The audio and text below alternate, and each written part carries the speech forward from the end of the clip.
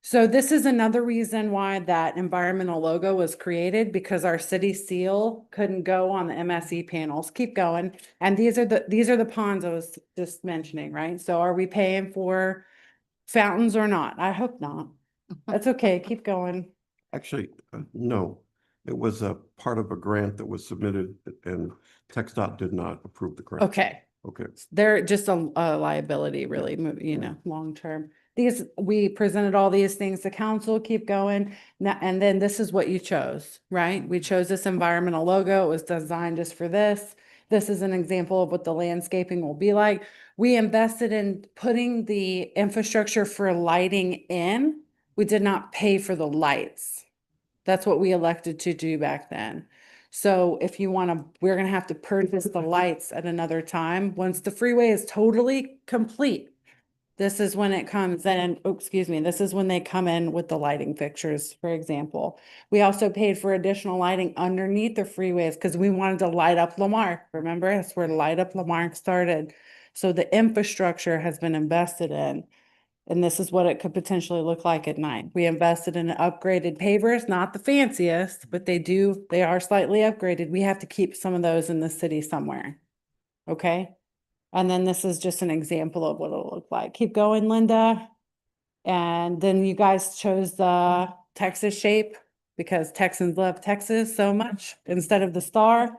Keep going. So that's just what these, I just want to make sure you've seen this, you remember it, and this is how these decisions were made. And then the AFA, I will have to report back to you as soon as I get in touch with them, but the copy of what I have is in your packet. My understanding is that we have to do one for each segment of freeway.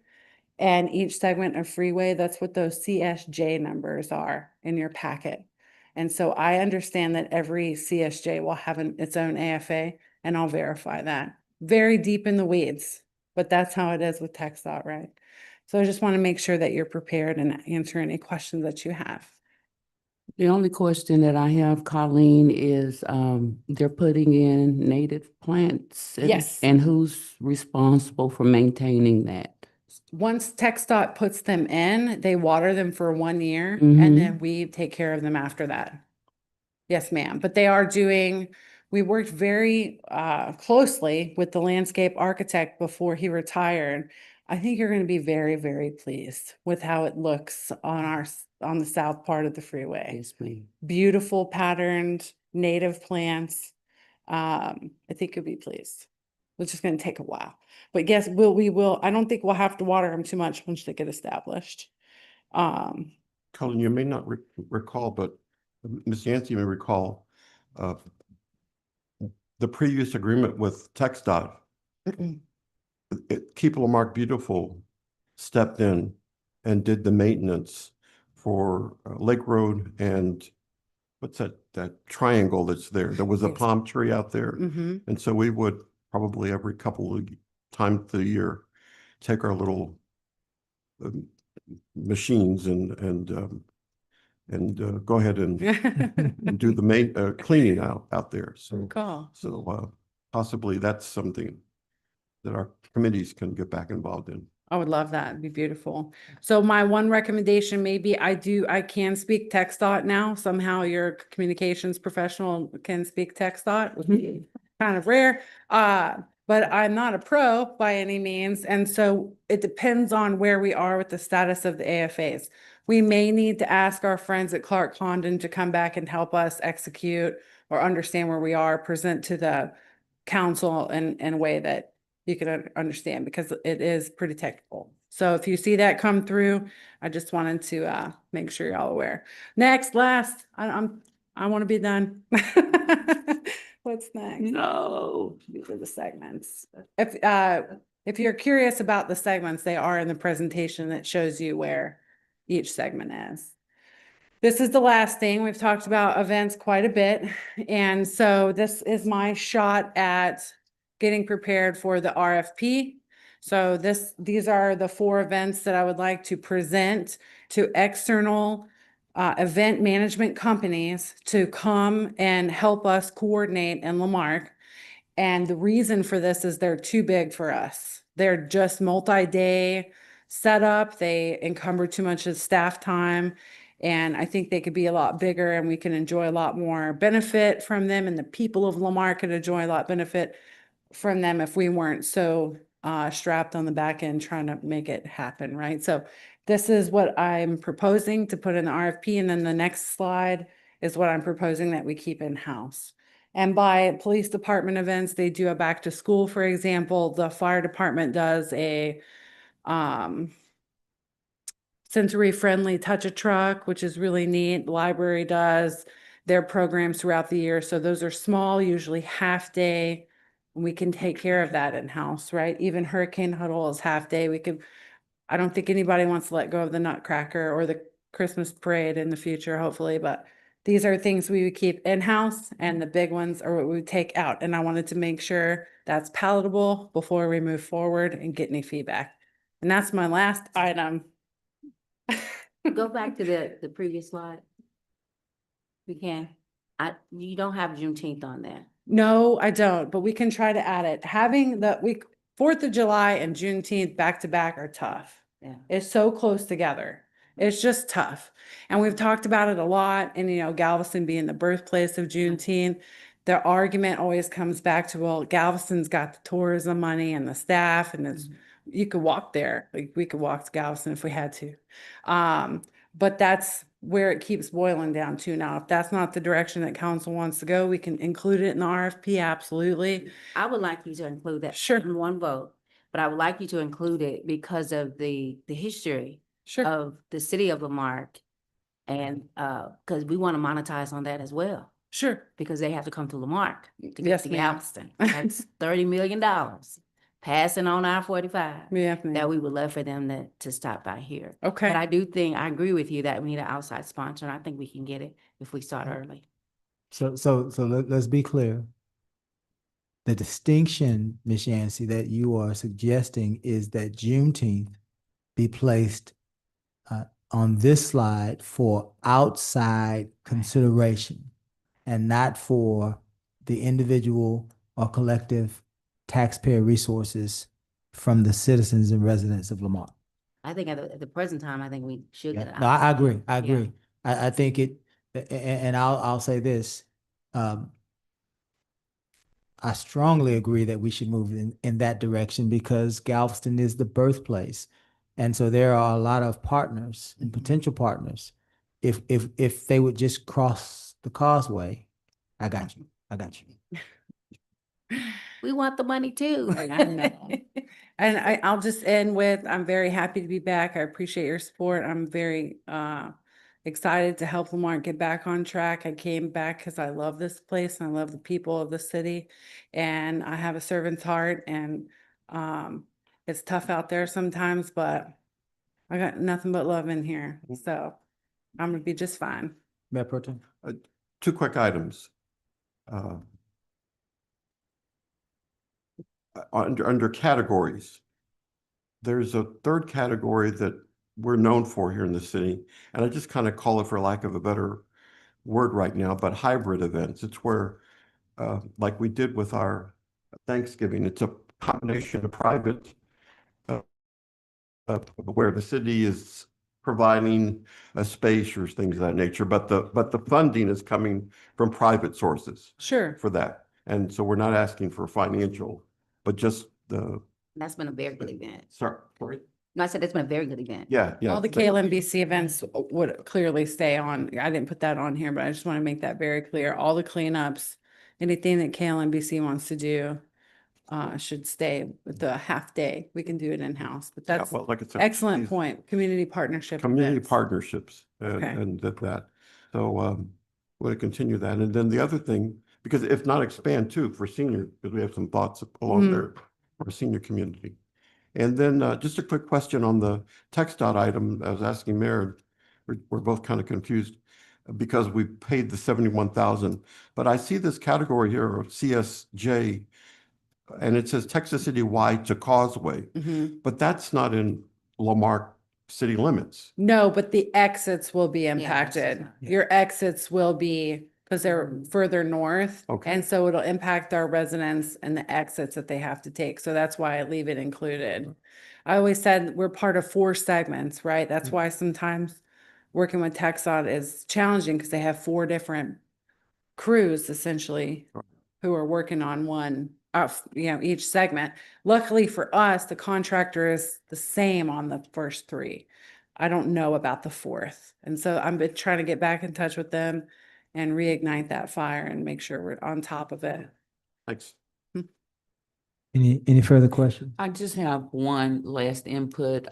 Colleen, when we're talking about the wayfinding and all of that, in the Parks Board, we, had issues with, way signs within the city, letting residents know where our neighborhood parks were. Sure. But also we provided information about, getting directional signs at McGaffey, because that's one of our bigger park, and we got the fishing holes and Sure. spots and all of that. So we wanted some directional signs out there as well. And I think,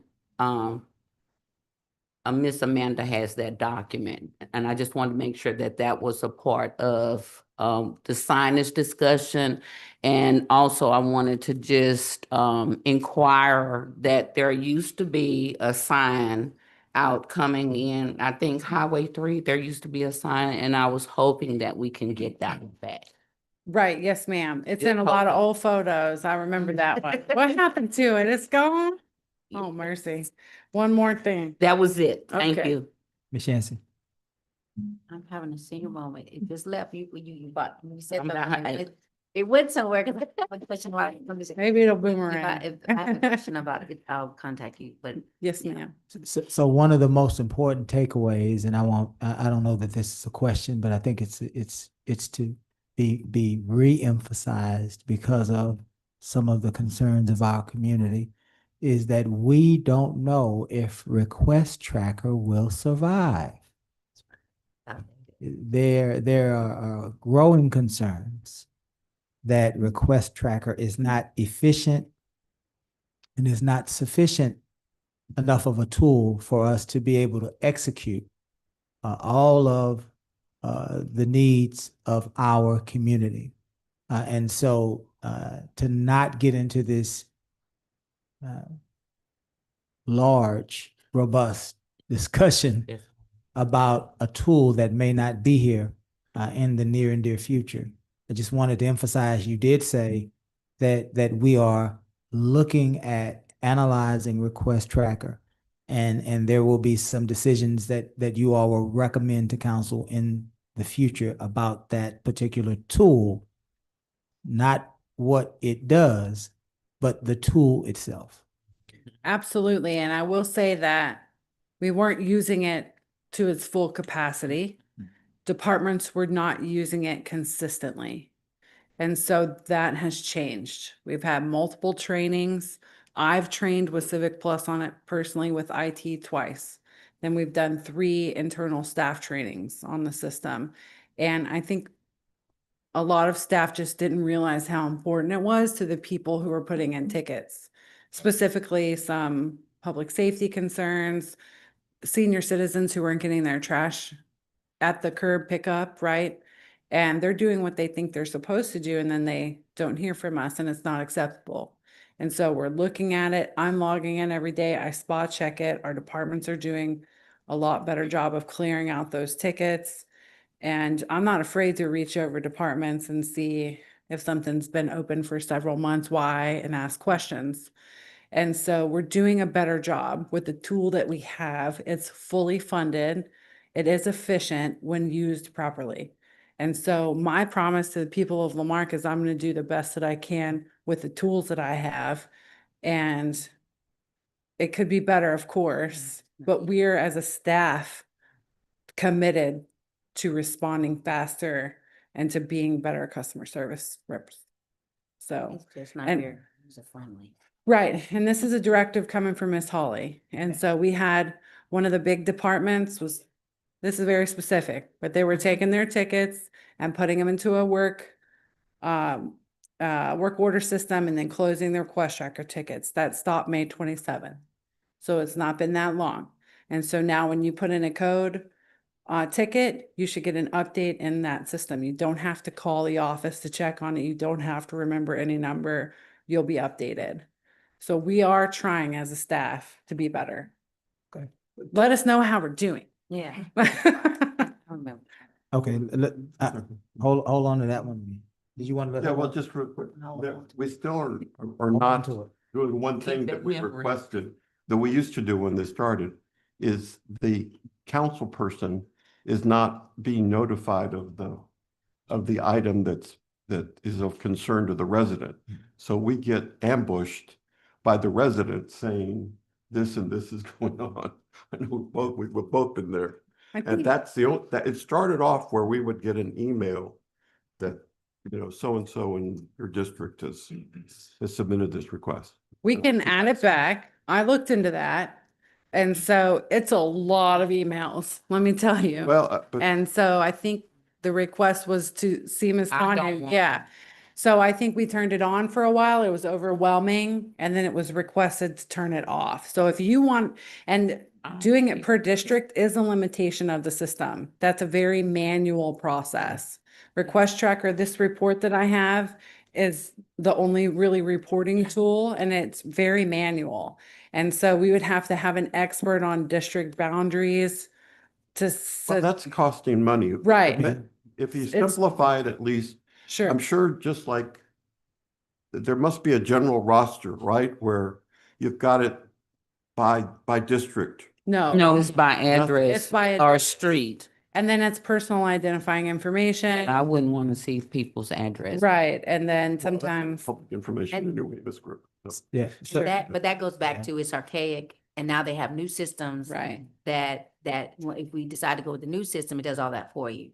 That Yes, has been ma'am. the number one issue with Request Tracker because it's not very user friendly and it's not up to date, in my opinion. We can try harder to get some more better reporting and I can commit to that. It is somewhat limited, but I am doing the best I can with our tools that are okay, funded. Thank you. go ahead, Ms. Chancellor.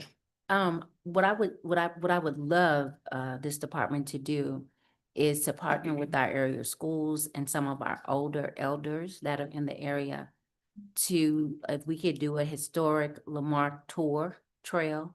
We kind of started that with the Juneteenth trail, remember? That kind of stalled, but I think that would be an amazing project to do for our students to sit down with some of the elders to talk about the historical areas, and we do have, a lot of people don't know that, but we do. We have markers around town Mhm. that a lot of people don't know about because we don't really advertise them and we don't promote a historic Lamarck trail. That's why I'm a proponent of Juneteenth, because there's a lot of things that are connected to Juneteenth that we have in Lamarck, but we don't shout about it the way we should. And I'm gonna mention the name of Joyce Bell is a person that could give us some good information about that. And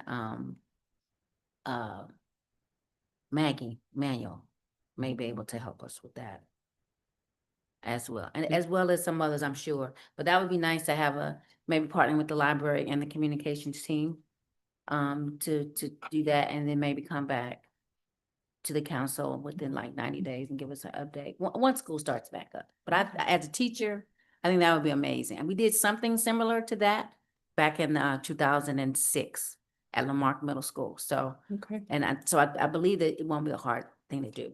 Plus it gives our kiddos something to understand why Lamarck is so special. All your web edits I got an intern. Your web edits are coming, I promise. They're in my folder. I got them, I man. have so much faith I in know. you. You couldn't Uh, believe. That's her I won't project. bother you for 6 months. And I found lots of pictures of historical markers and I pulled them onto my desktop and I'm gonna get her to add those to the website too. So I'm doing my best. That part. I could do better though. Colleen, Joe, did you? Just, sir, one last thing. Okay. I was reminded, I don't know who reminded me, but don't we have what's it called, that box or something, the Suggestion Yeah. box. no, not the suggestion. You're talking about the time capsule? Time capsule. Yes, it's in, so there's an idea with that to bring back fair on the square associated with the time capsule. Now, the dates might not converge perfectly, but how neat would it be to restart Fair on the Square and open up that time capsule at Fair on the Square? So we're trying real hard. That's why it was on that spreadsheet, but that presentation. But absolutely, yes, ma'am. Even if it's itty bitty tiny, we have it next to the library, we're gonna do something neat. And the plan is to start another one once that one Yes. is open, okay? I just Absolutely. wanna Throw Yes, that ma'am. out there. Someone called me and told me there's two in Lamarck. It is. Yeah, is and it they can't JC? find- Yeah, we can't find it. JC. There's one over off of Voce where West Lawn used to be, Uh-huh. and it's torn down, and so people don't remember the. Where it is, Yeah, right? so- And I heard there was one at JC Park too, so I'm on it. I went and walked JC and I go, mercy, I Metal. get them, yeah, something, but they're concrete, But right? yeah, I, that should be fun. I'll see if I can get with the old timer. Tell me where they're at. Colleen, thank you. Yes, Thank sir. you. Thank you for your That's a time. tremendous amount of work, and Yeah. we're proud of your Yes. work product, and we look forward to I bigger mean, and better send it things to from you. 9 months. Okay. Thank you for the time. I appreciate it very much. Yes, ma'am. Okay.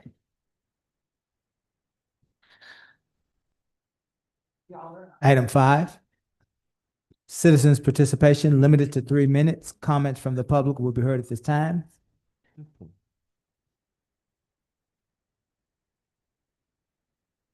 Is this part of it?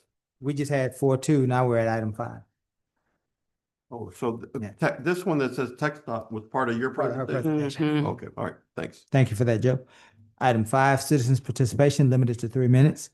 Comments from the public will be heard at this time. Any person with city-related business who has signed up may speak to council. It will be limited to 3 minutes. If wishing to speak, give the mayor or the presiding officer your full legal name, the address, and the item you wish to speak about. Complies with Texas Open Meetings Act. The city may not deliberate on comments. Press *6 to mute or unmute yourself. If you're participating via telephone, press the mute. If you're participating on the Zoom platform via smartphone, tablet, or computer, there should be a microphone icon at the lower portion of your screen. If you're participating with us in person, there is a podium, a microphone. At the center aisle, there is a new timer on the screen, and perhaps it might be out of your peripheral vision.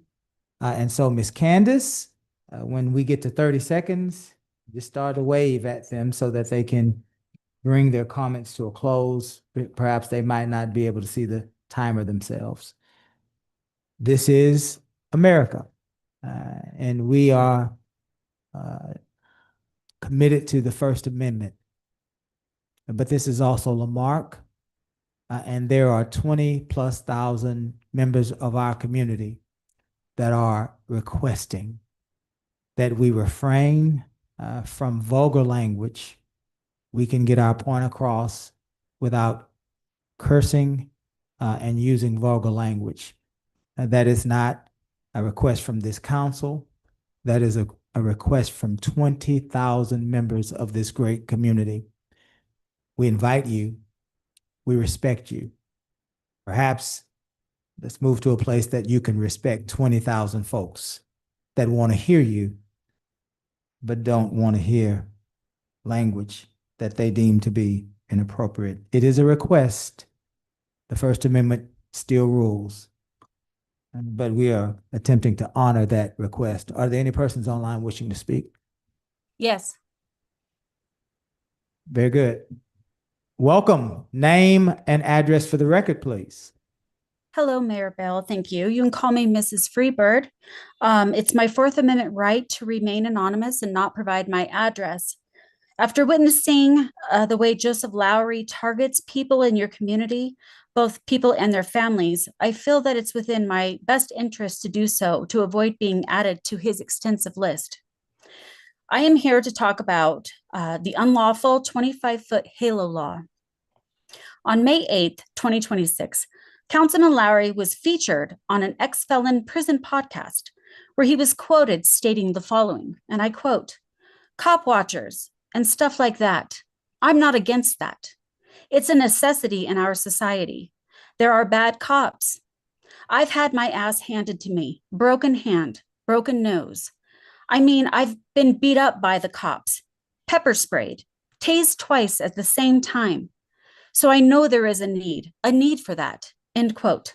Then on May 11th, just 3 short days after his podcast, he presented the 25-foot halo law to City Council. The question for all of you is, what is the real agenda here? After witnessing all of the incessant and compulsive stalking and harassment, as well as threats of violence by Councilman Lowry toward Harvey Freeberg, I think the truth is obvious. His goal is to attempt to use his elected seat on council to target Harvey Freeberg's First Amendment right to record police and other officials in the course of their duties. My question is, why the obsession, Councilman Lowry? If in your own history you've experienced police brutality and excessive use of force based off of your own statements, why would you prevent a law-abiding citizen from exercising their First Amendment right to record police professionally, to prevent escalation, to educate citizens as well as police officers on how to properly exercise our First Amendment rights as well as others while dealing with law enforcement? Perhaps if someone like Harvey Freeberg had been there to record your past and your history, you wouldn't have been tased twice at the same time. The hypocrisy is evident. Councilman Lowry, your behavior is and continues to be egregious. The unlawful 25-foot halo law is merely a failing attempt to target Harvey Freeberg and to assist other corrupt officials in our government to slowly chip away at our rights as citizens. Thank you.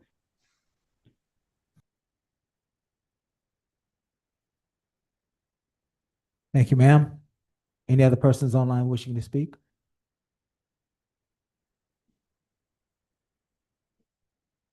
Let's circle back the end just in case. Those that are here with us today, welcome. It's an honor to hear you. Mr. Ted Hill.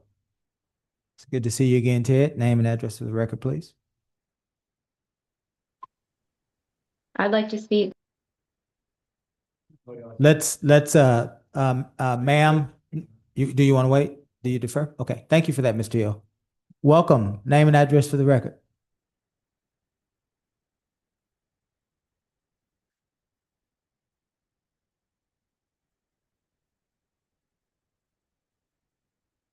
Is she muted?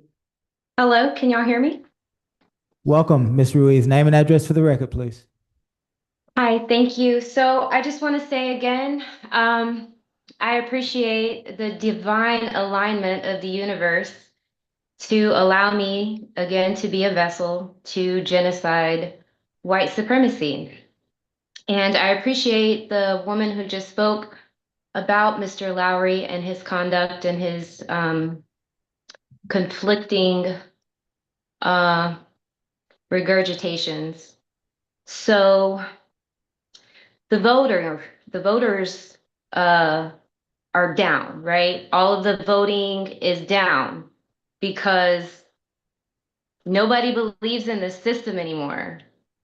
It's so clear how corrupt it is. And Lowry, like our president, is the poster child of white supremacy. He's like the mini Trump, just slipping by all of the criminal activities that he is getting away with. I mean, people like myself who have seen countless people file their lawsuits, come to city council, come and talk about the reaching out to the police because of him and getting absolutely nowhere. It doesn't give me any hope whatsoever. And coming to the same people that are protecting him to do anything about it. So that's why nobody should be voting on people, because Lowry and Trump are perfect examples why no one should be in a position of power. No one, not any one of you, not any one of you should be in any type of position of power. And the track record of having put people in positions of power, whether they be voted on, selected, elected, hired, whatever the case may be, has proven to develop and cultivate a mentality of corruption. And that is what this system is that we are living in. And it's not going to change because it's not meant to be changed. It's only up to us to decide that we're going to do something different. I hear you guys putting so much time and energy in talking about the littlest things,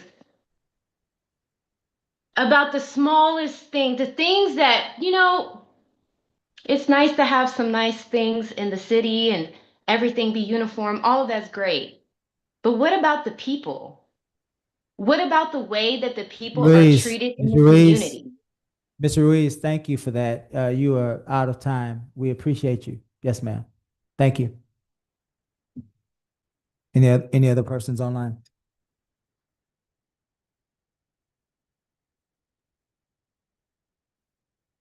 Nobody said anything today. Mr. Hill, you've been patient. Welcome. Definitely try to be brief. I have another message for you that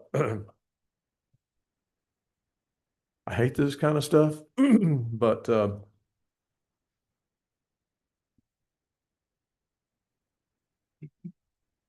I know that it's hard to be in a position of authority because you have so much pressure on you, and that there's a lot of temptation that goes with that. But my one observation how to handle it is to remember who you serve. Okay, it's not just us, but there's authorities over us that are looking down, and I told you before, the books are open and things are being written down that we may or may not be pleased to see revealed. So I have another private message for you, and I hope it's helpful. It might be a little hurtful, but I'm not going to yell and make a big stink. You can consider it at your leisure. And like I say, I want to encourage you to remember your first priority, remember who you serve, and be true to that person. Okay, you are elevated for a reason because there's something in you that is useful and commendable, and I want you to aspire to the absolute best that is within you. Justify the confidence in him who put you where you are. I'm going to pass this out and I'm going to run. Thank you, Mr. Hill.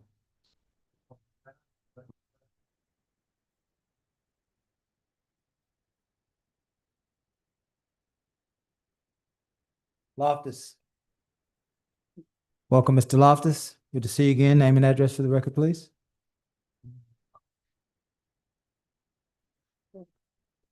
Good afternoon. Good afternoon. I'm here again to show my displeasure to a couple things. One, Mayor Bell, I handed you, well, Ms. Candace gave you a bill that has not been paid for KLMBC. Why we can't pay our bills? Somebody need to explain why we don't pay our bills around here. Okay, that's one. Two, I want to talk about that HALO law. I really think it's a waste of time. I support good police, and police need to be held accountable just like everybody else, just like all of y'all. So I think putting that on our agenda to waste our time sitting here to talk about that could have been Ms. Yancey. You could have asked Lowry to second you on some of this stuff that we got going on in District 8. Put that on the agenda. Y'all wasting our time with that, right? Go drive down Lake Road. Have you been down there lately? No. Well, if you have, then you should have had that on the agenda and not this HALO law, right? Drive down every street. Look at the grass real high. Look at those signs that they stick out there and the grass is higher than the sign, right? Look at those stop signs and all those signs that's out there leaning around, twisted. Put that on the agenda. Find something productive that we pay for to put on the agenda. Do that. Okay? What else I got here? This fence down here at Bayou Road, it got put up and it's somewhat illegal. And at the last ordinance meeting, I had the displeasure of hearing one of the staff members tell me and everybody else that happened to be here that they didn't have time to do anything about it. And they pass this up every day. It's on the main thoroughfare. And you tell me, a citizen, that you ain't got time to take care of it. Where we do that at? That's what our paid staff think about, the job that they getting paid to do, huh? We do that? You ain't got time to do it? That's a problem. And I see a lot of that. I see a lot of, I ain't got time to do it. Because when you're riding around and you see these signs twisted, leaning, and they pass it up and it don't get fixed, that's telling me you ain't got time to do it, right? We need to clean house. And I'm gonna just be honest, some of y'all need to go. Just straight up like that. The voters come next elections need to make some changes around here, right? Because I'm sick of what's going on. I'm fed up with it. So I hope that enlighten y'all on a few things. I'll be back next time. Thank you, Mr. Loftus.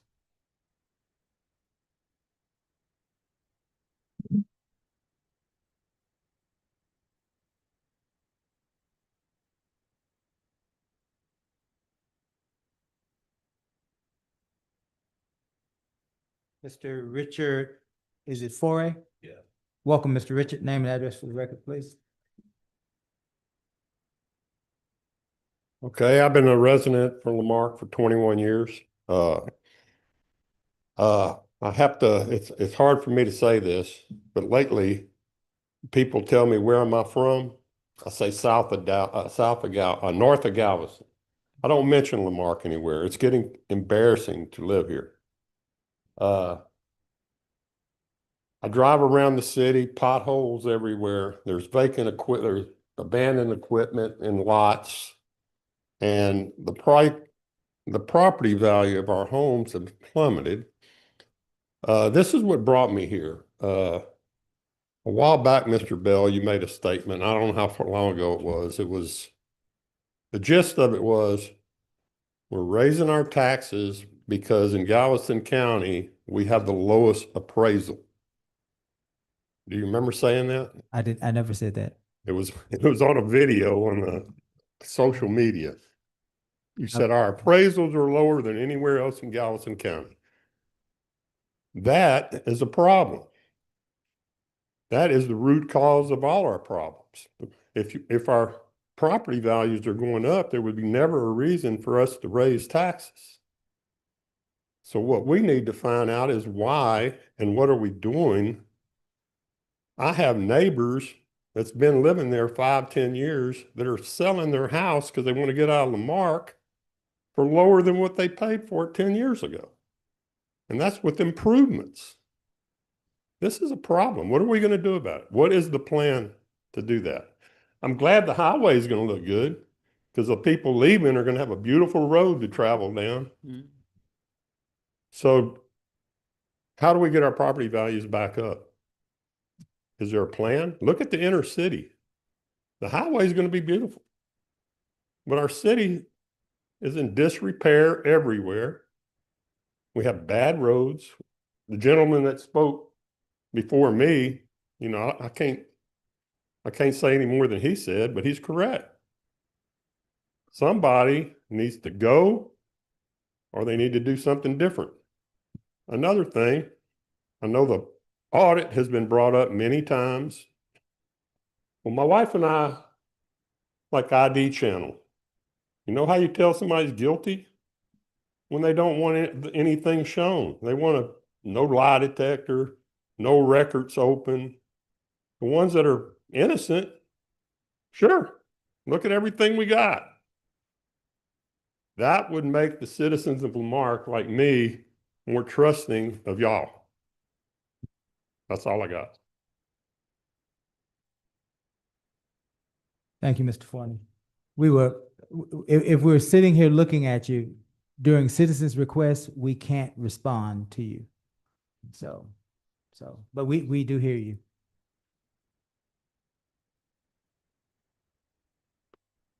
Mr. Robert Harvey. Welcome, Mr. Robert. Name and address for the record. No address. First of all, I want to talk about this HALO law. And first of all, if there was a HALO law, I would have never been able to bust that fake ICE agent that I busted because I wouldn't have been able to get close enough to tell that he was impersonating an ICE agent. What I do is very important. Lowry tried to pass this last year and failed. He claimed there was a video of auditors shining flashlights in paramedics' eyes while they were trying to save people who overdosed. I called you out on that lie. I offered a $1,000 reward to anybody who could produce that video. It's been over a year. Nobody's produced that video. I have still not seen it. Texas Penal Code 38.15 already makes it illegal to interfere with police. That law covers this issue and it doesn't depend on distance. If you're interfering, you're breaking the law. Police can put up crime scene tape if they need people to be 25 feet away. The Fifth Circuit's already ruled that we have the right to record video and audio of police in public. Turner versus Driver. This HALO law directly interferes with the court's ruling and state law. There's no cities I'm aware of that have ever tried to pass this law.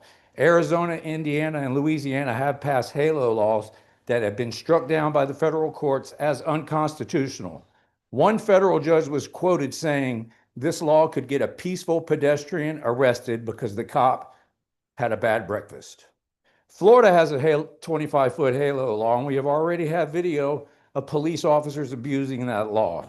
Chuck Bronson was standing 50 foot away. He was aggressively accosted by cops who counted out 21 paces, 21 yards, and said he was too close. Anyone with a brain knows that 21 yards equals 63 foot. So we can't even depend on these cops to be smart enough to know what 25 foot is. Chuck's charges have been dismissed. A lawsuit is being filed. Councilman Lowry continues to try to stop me from practicing my First Amendment rights. This HALO law is just his latest attempt. He's threatened me, stalked me, shown up where I'm working, wanted to fight, played copyrighted music while I'm recording, held tutorials online teaching people to report my channel. He's gone to business passing out flyers trying to get me trespassed. He wants anti-First Amendment decorum rules. He's failed at all of these. He's also covered up my political signs. All of this is a violation and retaliation of my rights.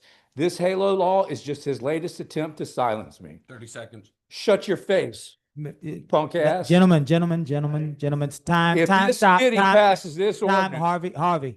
that's Harvey, disrupting a Mr. Harvey. I don't know what you say in 30 Mr. seconds. Harvey, calm down. I'm gonna give you your time. Let's calm down. 30 seconds. Mr. Lowry, work with us. Why isn't he arrested? That's a crime. What he Mr. did. Harvey, I did not ask you to speak, sir. Let me preside. Let me preside. I have not given you the floor yet. Let me preside. This is the third time. Mr. Harvey, now, okay, so now I am presiding and I am asking you to stop and I will let you reclaim your time. Okay? Yeah. Mr. Lowry, let us proceed so that we can get done. Thank you, sir. Mr. Harvey? Yep. Did you stop the time in time, Miss? Okay. All right. All right. Mr. Harvey, go ahead. Thank you. It's the third meeting in a row he's done that. If this city passes this ordinance, I will immediately go out and record police closer than 25 foot. And this city will be in litigation so fast it'll make your head spin. I've already discussed it with 4 lawyers. Go right ahead. So I still got 15 seconds. Lowry, you're a punk bitch for interrupting me. Mr. Harvey, Fighting words. Mr. Harvey, thank you. Thank you, Mr. Harvey. See you Thank later. you, Mr. Harvey. Thank you. Shouldn't interrupt my time. Mr. Harvey, thank you. Thank you for that. Mr. Harvey, we are going to have order in this room immediately. Immediately. It is your First Amendment right to speak. It is our pleasure to hear. We've asked kindly as 20,000 residents that we respect those 20,000 residents. One person should not be able to incite us to disrespect 20,000 people. Does not matter if it's Mr. Lowry or anybody. We are not going to continue in this way. We want to hear everything that those participating in citizens' request for hearing have to say, but we want to hear without the vulgarity. You don't have to do that, but we're asking you as a community to do that. Regardless of what one of us does to incite or not to incite, 20,000 of us prefer to hear you in an appropriate way so that we can actually understand. Thank you, Mr. Harvey, for your participation. Mr. Lowry, thank you for stepping back. Now we can proceed.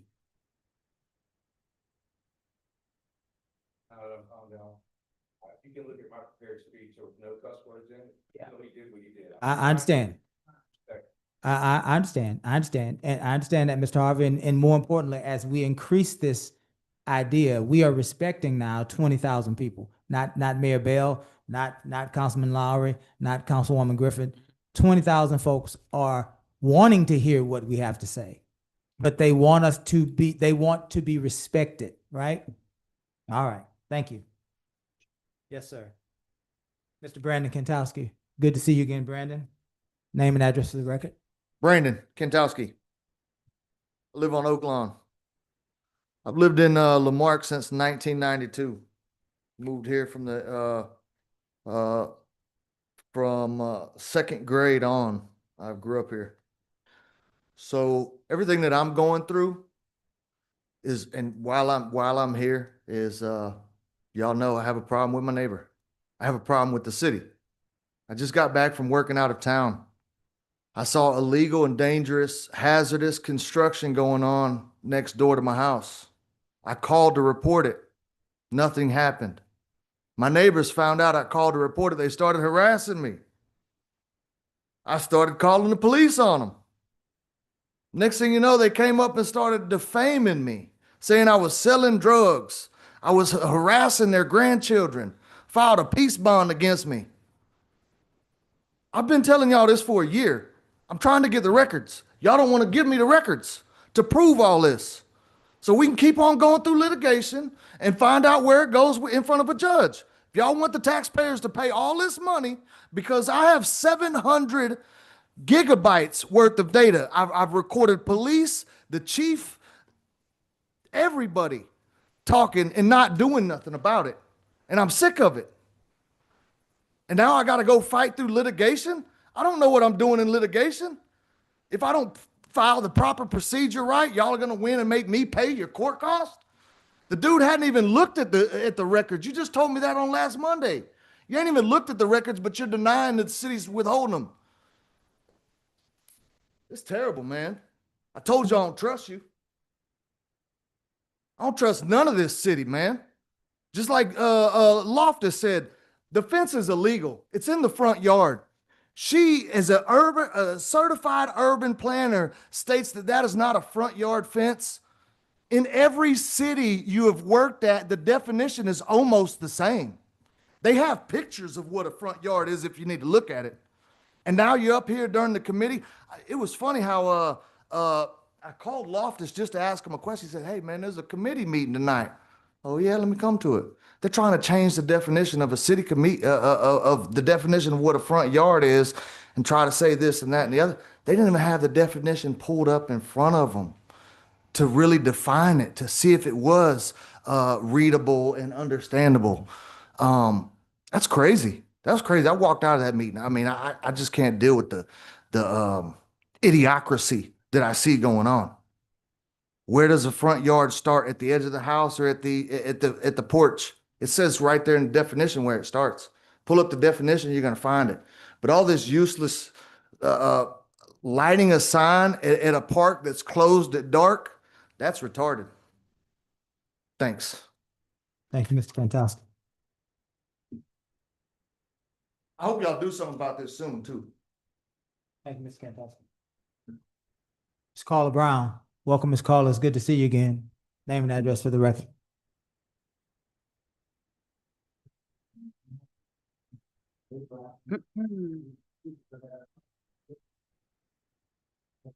Ms. Kantowski.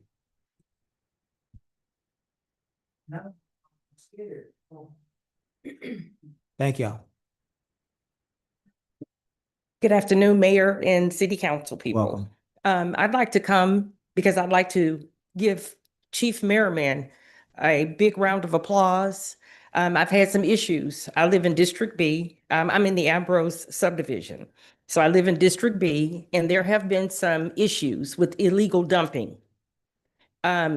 Chief Merriman has answered my phone calls immediately, got back with me immediately, and taken care of every issue that I've asked him to take care of in regards to the illegal dumping that's being done or had been done on Delaney Road, as well as across the street from the Coastal Community Credit Union, which is also District B. And also, I'd like to say, I also asked him to take care of an issue that was over here in the empty parking lot by the liquor store off of Highway 3. You had a camper out there and you had people that were living there. No water, no lights, none of that. The lady would come in and would ask the little lady that runs the liquor store for water. So of course she was scared. Chief Merriman took care of that situation as well. So I'd just like to say thank you. He did an awesome job. His staff is wonderful, and I just appreciate it. That's Thank you, ma'am.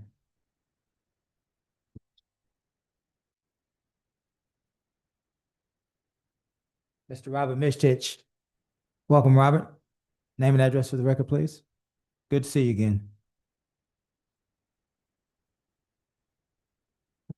Robert Mitch, 24 North Curlew, and Councilman Lowry, if you want to keep my time, I appreciate it. I won't be cussing y'all.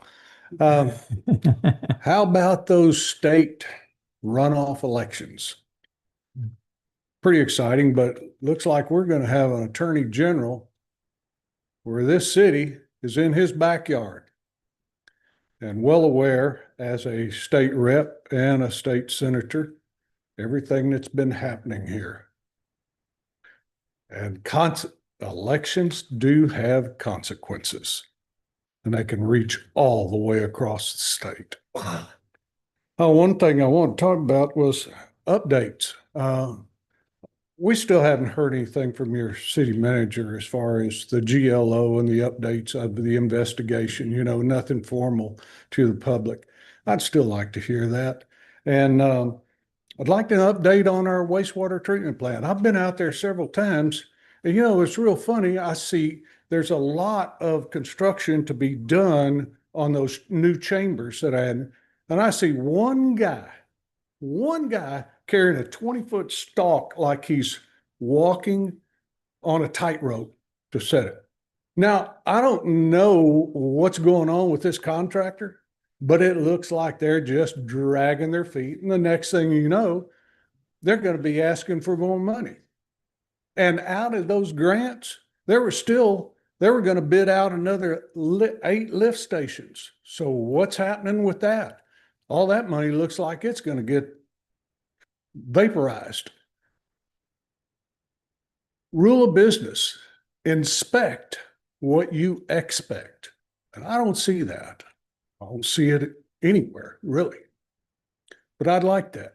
I'm also going to turn in an open records request for where we get all of our giveaways and everything and handouts. Come to light, there's a new charity organization under the mayor's name, and it happens to be registered to a home that you own that is actually also under foreclosure procedure.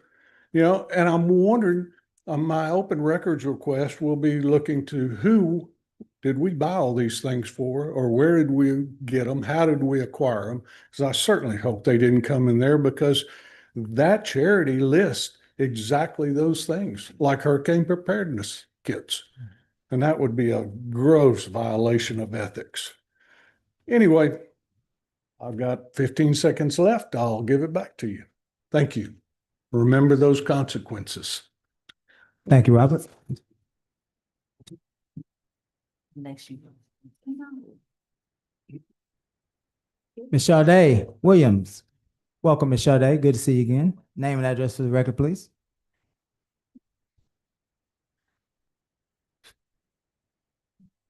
Good evening. Sade Williams, Lamarque, Texas. I'm disappointed. This message is for a councilman. I'm not going to say his name. Here recently, I was lied on. My name was slandered by fake profiles on Facebook. This is no laughing matter to me. I do not joke about things. I'm a resident of Lamarque, and being attacked by a councilman and slandered is not okay, and it's unacceptable, and it's unprofessional.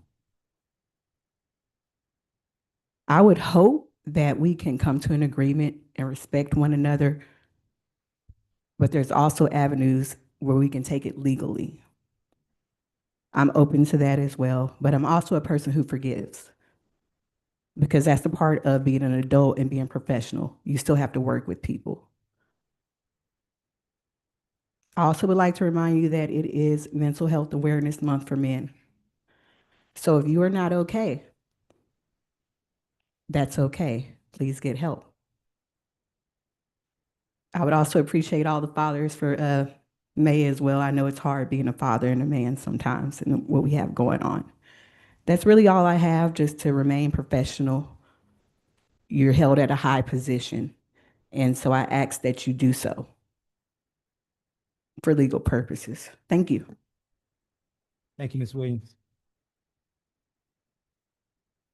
Anybody? All right. Hello.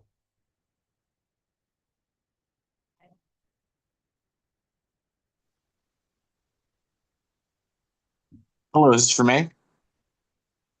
Welcome. Name and address for the record, please. My name's Kyle McNamara. I'm going to also plead the Fourth Amendment as far as my address and location. I would just like to make a point of saying that I think that the bulk majority of the people that are sitting up there in their fancy desks and their nice chairs probably have to do a lot of soul searching. It's embarrassing. The mayor has been talking about 20,000 people want you to not say this. Show me 20,000 people that want people to not speak the way they want to speak. You can say it all day long. That's fine. But is it true? And then you have, again, same mayor talked about, we'll throw up a hand at 30 seconds to let people know where they are at speaking. But when Mr. Freebird wanted to speak, I know Councilman Lowry was real quick to be vocal about his 30 seconds to speak. Accountability is everything. You are elected officials. It is shameful that you handle your business this way. Halo laws are completely ridiculous. Councilman Lowry is a liar. I don't believe for 1 second that he's had anything where he needed a Halo law or anything to protect him, or he's had no issues with the police. It's just embarrassing. Like, I sit back and I listen to this, and it's shameful. It truly is. I mean, like, again, focus on the things that matter. When you have people that are elected officials worried about things that aren't even constitutional and making sure that they happen, as opposed to taking care of the city, taking care of the area proper, it's sad.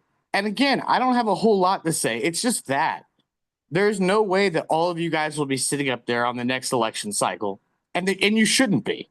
You should be ashamed of yourselves. That's it. That's all I got. Thank you, Mr. McNamara. Anyone else? As always, we thank each and every person who has participated here tonight. We certainly take every item under consideration, and we will do our best to resolve those issues that we are able to resolve. Once again, thank you for participating in our government tonight. Item 6, public hearing. Conduct a public hearing to hear public input on, and Ms. Candace, I think that I will take, it's only one.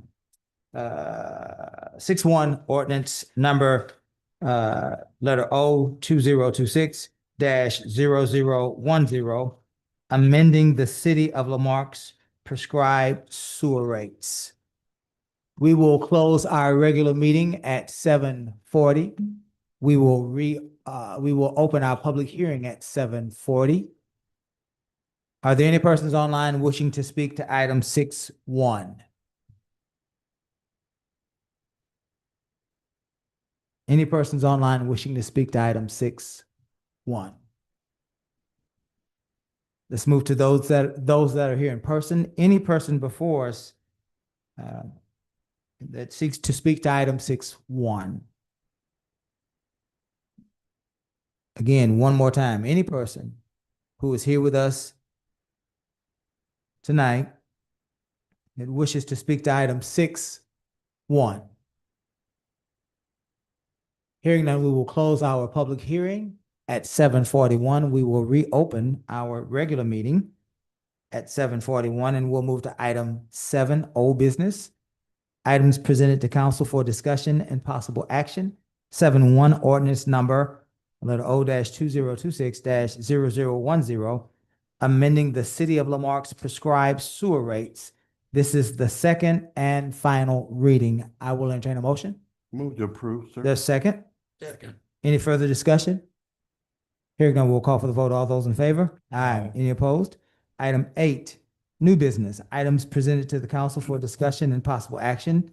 8.1, ordinance number letter O-2026-0011, granting a pipeline permit under Chapter 50 of the City of Lamarck Code of Ordinance to Marque West Energy, West Texas Gas Company, LLC, for the installation of a 16-inch ethane pipeline within the corporate limits of the city, making various findings and providing for an effective date. This is the first reading. I will entertain a motion. I'll move to approve. Move to approve. Their second. Sounds like discussion. Do we need a refresh? Yes, sir. Very good. Who will refresh? Would that be you, Ms. Holly? Josh?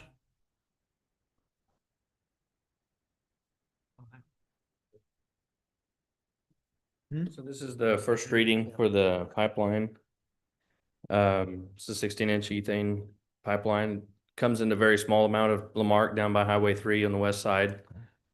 And Attico was not able to be here tonight, but they should be here for the second reading for any more in-depth questions you have about it. But it's a short easement that's on city right away. When you have a question? Yes, sir. When you say Highway 3, and then you said west side, where exactly are we talking about? In the agenda packet, there's some maps, but it's see them. very far south.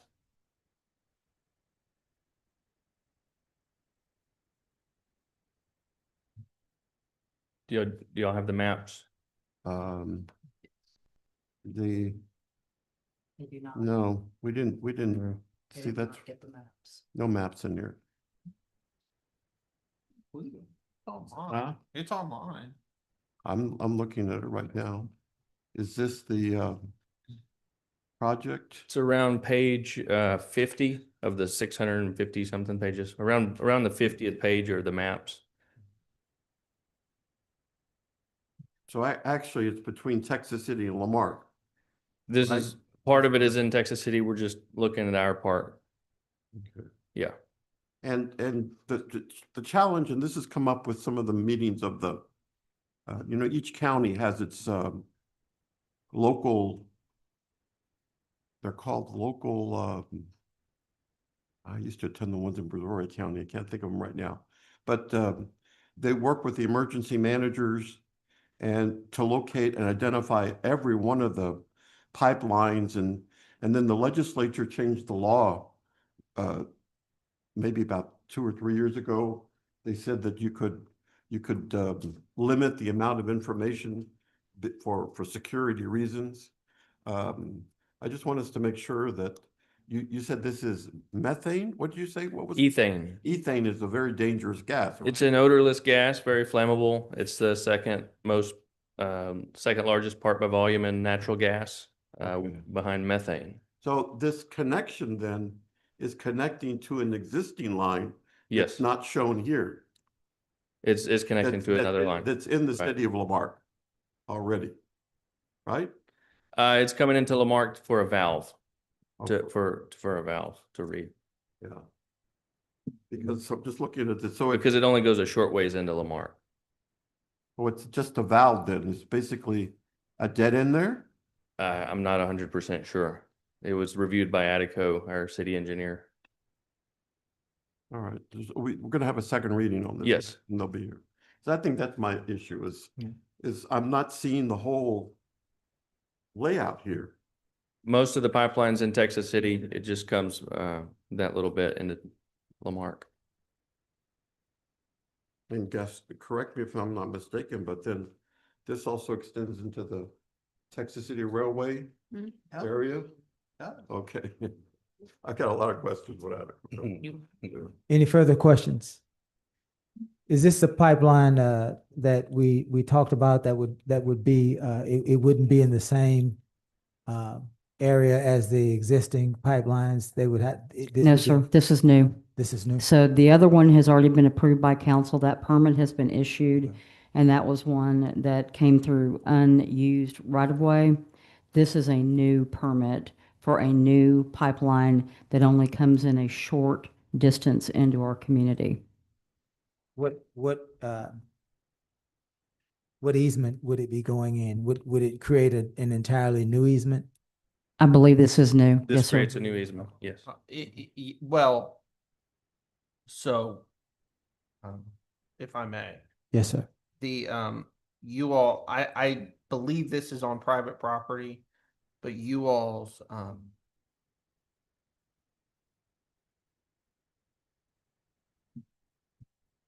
It's not asking for an easement from the city, yeah. correct? That's correct. Right. And sorry, I was pulling up the exact section. 50.7 of you all's ordinances require the pipeline permit be issued by the council.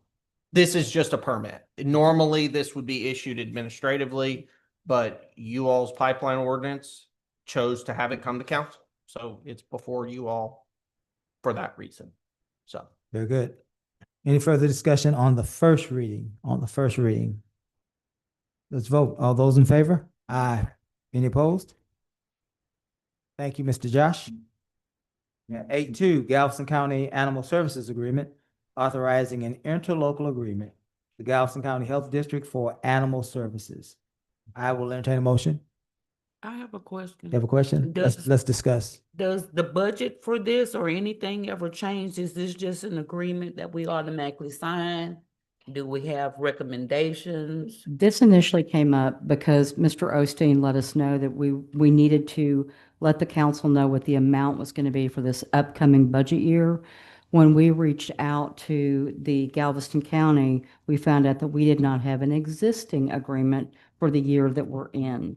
So right now, it's just to approve the agreement for this year, and then we will be coming back for the financial understanding of what we'll be doing next year. And Mr. Osteen, it is going up a little bit, isn't it? Went for about $2,000. Okay. Ms. Holly, however, we had provided the funding in our Correct. budget. It's in our budget. It's in our budget. But what he was alerting us to is we needed to Not updated get the- ready for the next budget, but in doing that, we found out that we did not have a current Okay. interlocal agreement, so that's what you're seeing today. Thank you. Make a motion. Make that motion to approve? Yes. Is there a second? Second. Any further discussion? Hearing none, let's call for the vote. All those in favor? Aye. Any opposed? Item 8.3, a SMARSH agreement. Authorizing an agreement between the city of Lamarck and SMARSH for call and text recording and storage. Welcome. Thank y'all for Mr. having me. Ferguson. So this relates to all of the new phones that everybody has.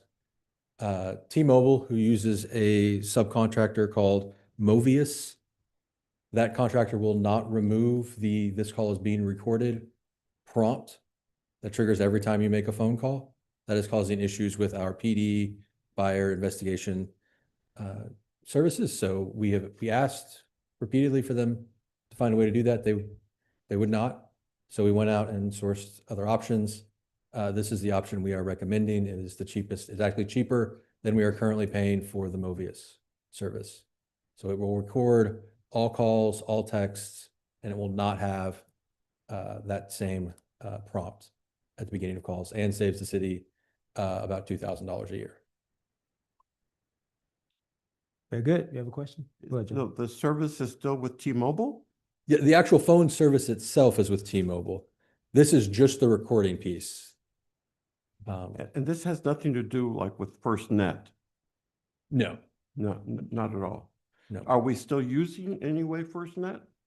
Not in our standard phones. Not in They, the some of standard. the radio calls are recorded through that, but not no phone. We're trying to singular. By the way, so I'm sorry, I should say to council. FirstNet is a first responder priority call network where in the event that we have, and perhaps Chief Smith or others on it, we have it available through Red Cross. And Yes. you prioritize the service that you receive. If phone service is out, your service is maintained. That So- we have a in the T-Mobile contract, the actual phone piece, not the recorded piece, which is what this is about. There are two additional levels beyond standard phone. One is a standard public service channel that they are on permanently. So everybody in our public safety is on that channel permanently. They get a higher slot than anybody else making calls on T-Mobile. In addition to that, there's then an even higher tier for emergencies. We also have commitments of mobile towers that would come out in case anything went down, all through the T-Mobile contract we have. So once again, the reason for this smash agreement is simply to get rid of a voice message that says this call is being recorded. So we are required by law to record all calls and texts, right? Yeah. So we have to do that.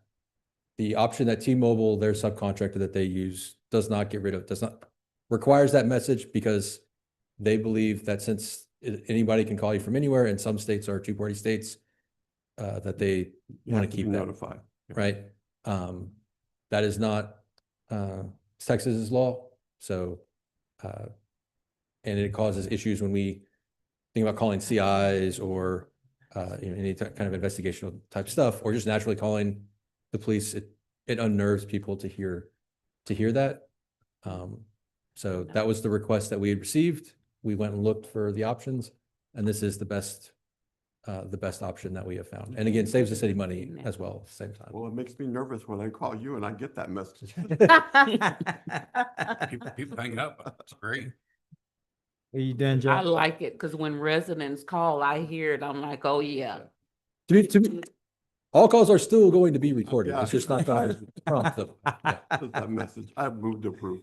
Move to approve. Straighten up a Second? whole lot when I hear it. Is that a second? Second. Any further discussion?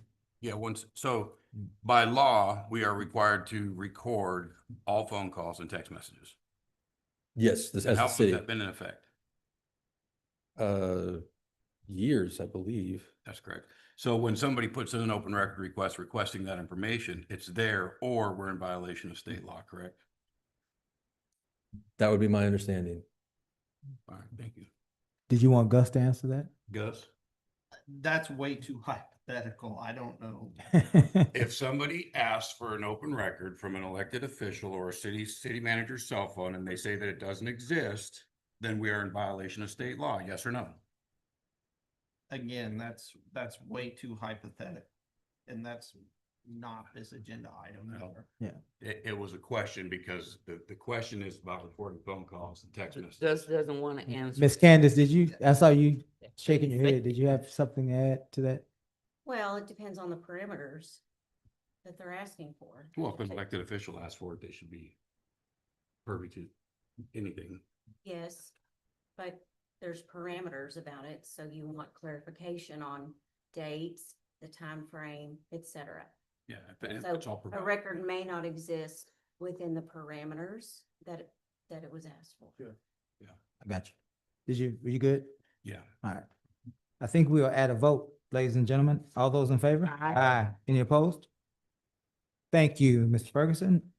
8-4, award of ARPA bid number 2466.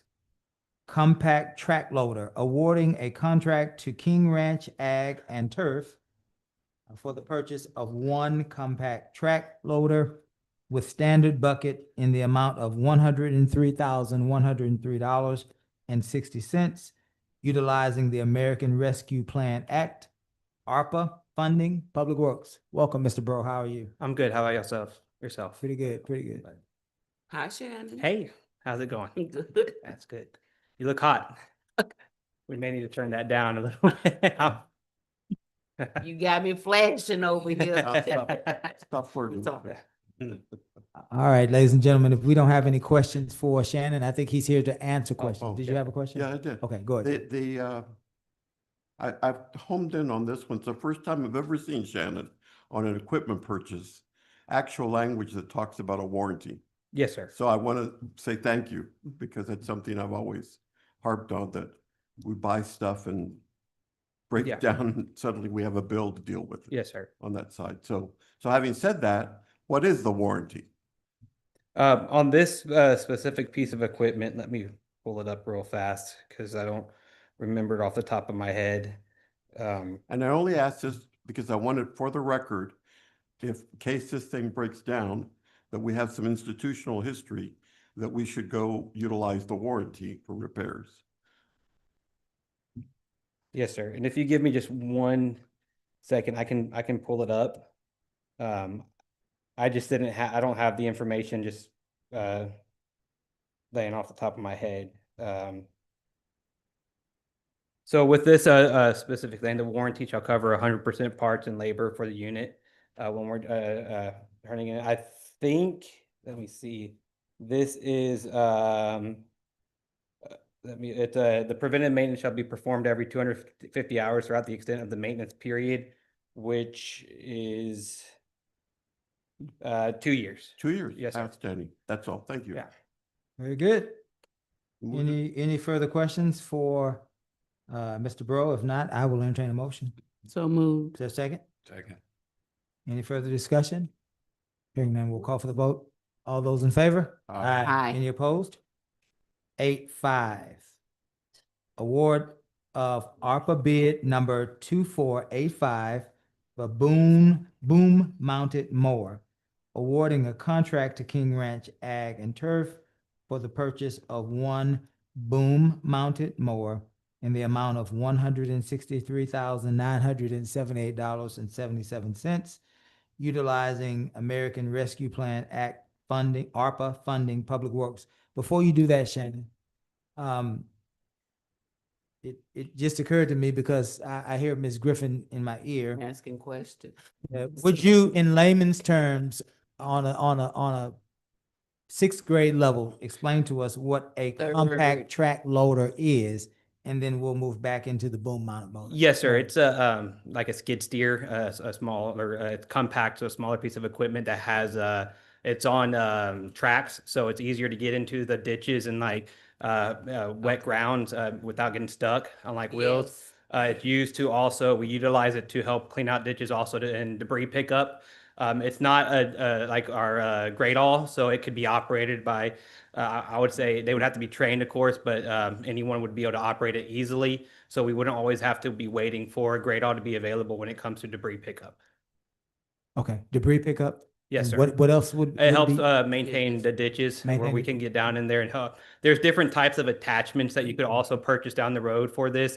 Includes the little the ditch winch, which is it's a little almost shovel that you can hook up into it driving down. Also, you could get a grappler eventually that you could hook up on it that also helps with debris pickup. There's all sorts of different attachments. We can get a brush, like a kind of a brush cutter that you can go and cut a bunch of brushes with it that you can hook up to it. So right now we're just getting the regular the loader on it that you would see like in a backhoe, but the front end of it is just a lot smaller.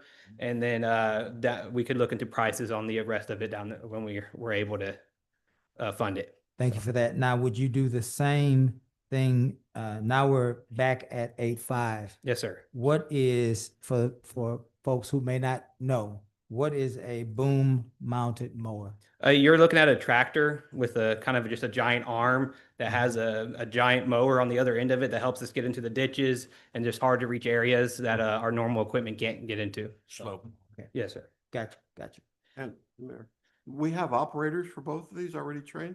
That's correct. Our boom mounted mower, we've had those before, and we have operators that know how to use them. And in our compact loader, we'll be able to train. We're purchasing one. I mean, they've used our other pieces of equipment that we have, so they'll be able to be trained on it. Any further questions? If not, Ms. Candace, are we at a motion yet? I don't think we have a motion. I'll entertain that motion to approve. So moved. Is there a second? Second. Any further discussion?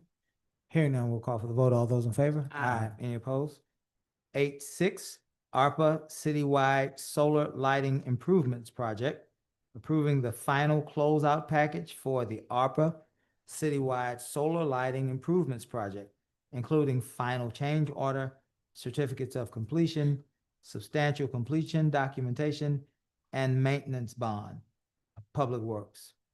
Did you want to refresh us really quickly, Shannon? Yes, sir. This project was one that I kind of jumped into last year. It was already in motion. It's an installation of those solar lights that we see throughout different areas of the city. In total of, I think 30. There may have been 30 to 32 lights that we installed. This project is now complete. Those lights have been installed. So this is just a final, recognizing the completion of the project. Very good. I will entertain a motion. So moved. Is there a second? Second. Any further discussion? Go ahead, Joe. Are these also the ones that were out at the Man Park? That's correct. A few of them, not every light, but the ones that we did put around the Boat ramp. yes. The boat, yeah.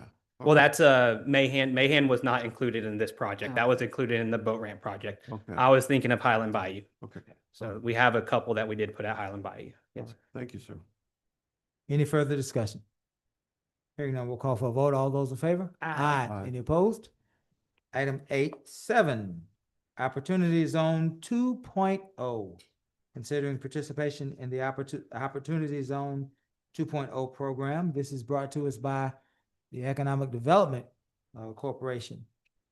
Mr. Getty, are you here for this item? We just need a 30-second refresh to make sure that we're all on the same page. Good evening, sir. Good evening, Mayor and Council. So just briefly, the 30-second recap, there was a original plan that was part of the 2017 Tax Cuts and Jobs Act that will sunset December 31st of 2028. The new program, the 2.0 program, is a little bit revamped and rolled out, and it's more of a permanent program that'll be reissued on a 10-year basis. So the city of Lamarque has 2 census tracts that are eligible. The EDC board approved moving forward with applying. So the state has asked that EDOs kind of take the lead on this. And so I'm just making sure that council is on board with submitting our 2 sites before we do that. Any questions for Mr. Getty? Can you remind me where the 2 sites are? Yes, Or ma'am. the tracks? Yes, ma'am. They're on the east side. They're track 7230 and 7228, I believe. One is predominantly the Renaissance District area. Okay. And one is a little bit to the north and west that goes along the border of I-45 and then goes easterly from there. Okay. And so there's geographically, they're relatively small, but they meet the criteria. And just because council says move forward does not mean they're going to be included in the program. We're just basically putting our hand up and saying, yes, Governor, please include our 2 tracks, because they can only nominate 25% of the eligible tracks in Texas. Gotcha. So are these are the same tracks that we've had before? 2 of the 3. 7229 no longer qualifies for this program. And tell me why doesn't it qualify anymore? Don't know. I mean, I didn't make that decision. So I look at the 1.0 map. Right. There was 3. I look at the 2.0 map and there's 2. Yes, ma'am. But Where why was the- that was decided, I don't know. Where was that location at? I'm sorry. It was right next to the other 2. Okay. Right. Right. Oh, okay, I see the numbers. So if you can explain real fast for us in 10 seconds or 15 seconds, the opportunity zone and why they are important. Okay, so the whole idea is to bring in investor funds in census tracts that are undeveloped or need to be redeveloped that have maybe a lower moderate income status. And so you're trying to get new dollars infused. And so the whole program has to do with capital gains taxes. So this is a vehicle to defer capital gains. And if you hold the asset for 10 years or more, you can defer all of your new capital gains. So it can be any type of, it could be a sold stock, it could be real estate, it could be other, as long as there's a capital gain due, you can roll it in this program. But it's a little more complicated than just that. You've got to establish a qualified opportunity fund and other things and all of that. But yes, it is a good program. And hopefully it'll help some projects that are kind of close to penciling. This might help get over the top. So did we have any investors to use it under this last time? I think, no, not that I'm aware of. There could have been. But again, because if you recall, when that was rolled out, the rules were changing constantly. It's a brand new concept. And then with the time limitations of the sunset, it was very difficult to get in early enough to actually take the full benefit of the program. I think that's why this revamp kind of addresses some of those challenges. Thank you. Yes, ma'am. Quick question, Alex. And the submission is going to be by EDC with the support of the county judge? Or is this with the Bay Area? So what the EDC board chose to do was for us to do that independently. The due date is the 26th of June.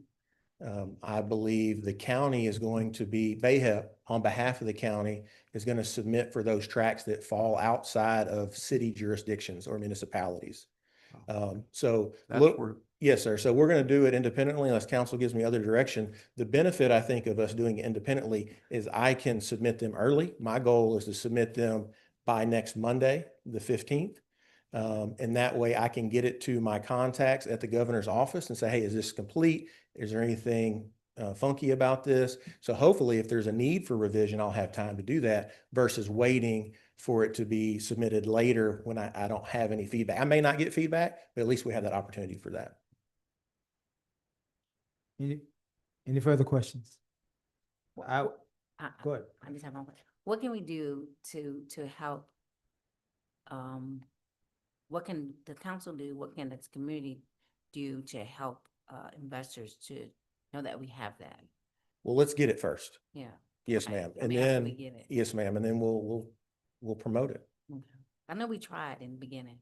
A lot of people didn't understand. We did. I just want to make sure that we really push it this time and really, because I think when people don't understand things, they freeze, they froze, they don't do anything. So, but it's a really good tool to help even our local investors that live here to do something like that. It's a good program. I think this program will be better because of the permanency of it.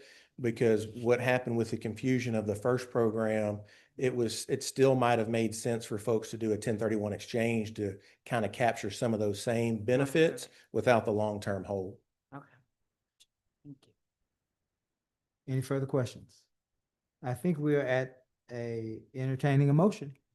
So move. The second? Second. Any further discussion? Hearing none, we'll call for the vote. All those in favor? Aye. Any opposed? Thank you, Alex. Thank you, council. 8.8, ethics policy. Considering an opportunity to revise and update the city's ethics policy. This is being brought to us by the administration. And I assume that is you, Mrs. Holly? Yes, ma'am, or yes, sir, it is. I was requested to look at augmenting what we currently have, and what we currently have is in your package. And we got some examples from various communities around Texas. And the one that I thought you might want to be, or might be interested in, is City of Jordanton, Texas, at the top. And that allows for if there is a violation of the ethics policy upon an affirmative vote of 2/3 of the council, to initiate a judicial removal process. It would have to go to a district judge to do that. And then also to impose civil fines of $500 for violations. And if this is something that you want the administration to look at, then we can start an ordinance revision process for this. Okay. Let's see if we have any questions about the ethics ordinance as a whole, and also the information that you've just provided for us. So we'll open this up to council. Does council have any questions about Yes, the sir. ethics policy or the information that Ms. Holly's provided for us tonight? Do you have questions, Mr. Lowry? Yeah, so the original, and I know where this is going, the original ethics ordinance was created as a weapon. It's utilized against people that maybe council doesn't like. And I'll give you a prime example. The censors that you guys did on me, where you guys created an ethics ordinance, didn't even follow the very ethics ordinance that you created. Gus knows about it. Gus doesn't respond to it. Gus just ignores it. So what's going to happen is if you have a council where maybe one guy's a watchdog and, you know, for the people, maybe the others are not, or maybe they're doing nefarious stuff. Maybe the people that are doing nefarious stuff have a controlling vote, and then they could attack somebody that's the watchdog for the community. So dangerous territory. There needs to be more research on it. And then also I definitely want representation if we set up a committee. But like I said, the very ethics ordinance you guys created, you didn't follow the very policies, the ordinance that you created, that you guys created when you censored me. You guys didn't follow it. And nothing's been done to remedy that. So it'll be used as a weapon. That's the intentions. And I think it's going to open up the city to litigation big time if you try and go down that road as well. You done, Ms. Love? Yes, sir. Thank you, sir. Any other persons? I'm leaning forward. I am the one that asked Ms. Holly to revise this as the newest members of council. Understand all of this, but I took the same oath that everybody else took, and I have been placed in situations that I did not want to be placed in, and I don't want to be put in that situation again. And so I think it's pointless to censor anybody without some type of penalty. It's just a waste of time. I don't expect to be ugly to anybody on council. I expect to follow the oath that I took when I raised my right hand. And I don't want to be put in situations where I have to intervene to people who are going at each other or try to calm a situation down and have to deal with the responses to that. I don't want to deal with it. And we should not have to. We should be able to get along and do the city's business. Has nothing to do with First Amendment rights. It's what we raised our right hand to. That's my time, and I like the city of Jordan. That's mine. Jordantown, Jordantown. Or however you pronounce it. Anyone else, Ms. Yancey? Yeah, the part where it says, Ms. Holly, the city of Jordantown, Texas, or the city council may impose on a city official for violating provision of the code of ethics a fine not exceeding $500. I think that that's reasonable. And I think if we combine that with the city of Denton at the bottom where it says where there's an ethics review committee that can do a letter of notification, maybe do both of those. And include the community in something like that. I know our charter says that we are the judge of our council, right? But I think because of the political climate of our nation and what is happening, I do think we need to protect a level of decorum and professionalism in our city business. So thank you for providing. this, and thank you for Councilman Griffin for putting this on the agenda. I think it's necessary. Anyone else? Mayor Pro Tem? Go ahead.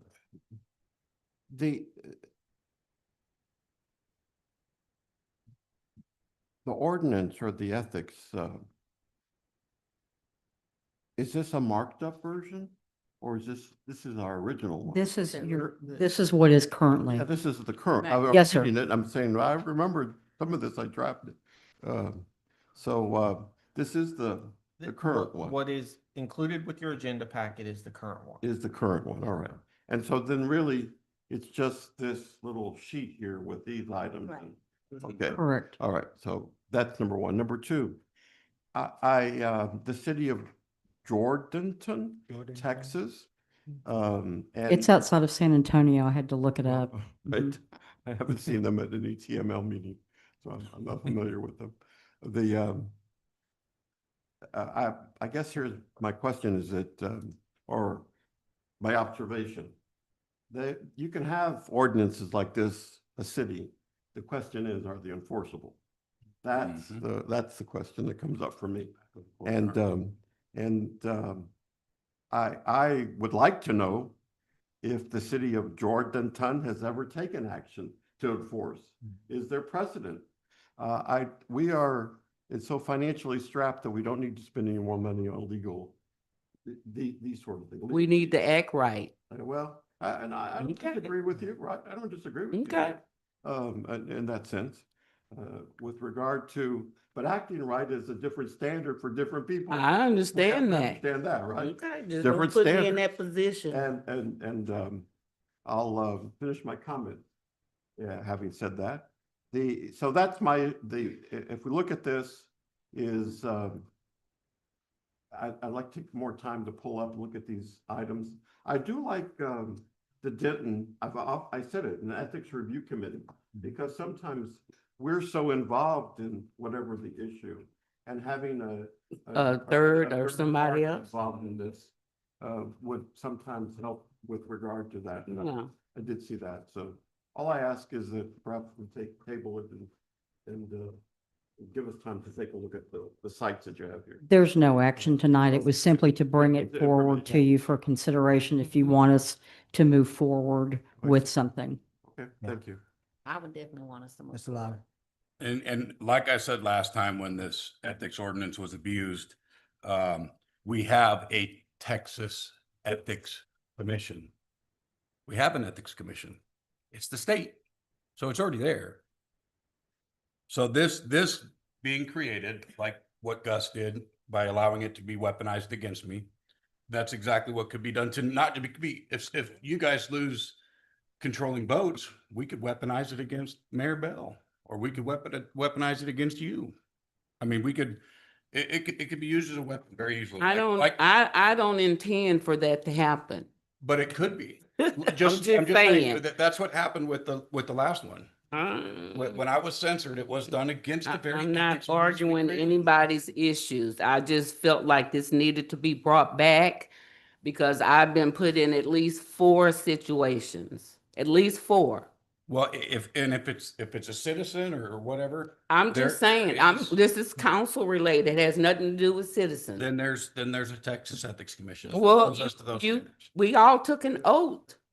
We can have one person talk, please. Yeah. Finish their comment. You're recognized, Mr. Lowry. Go ahead. There is a standard for this. It's called the Texas Ethics Commission. That's who handles these type of complaints.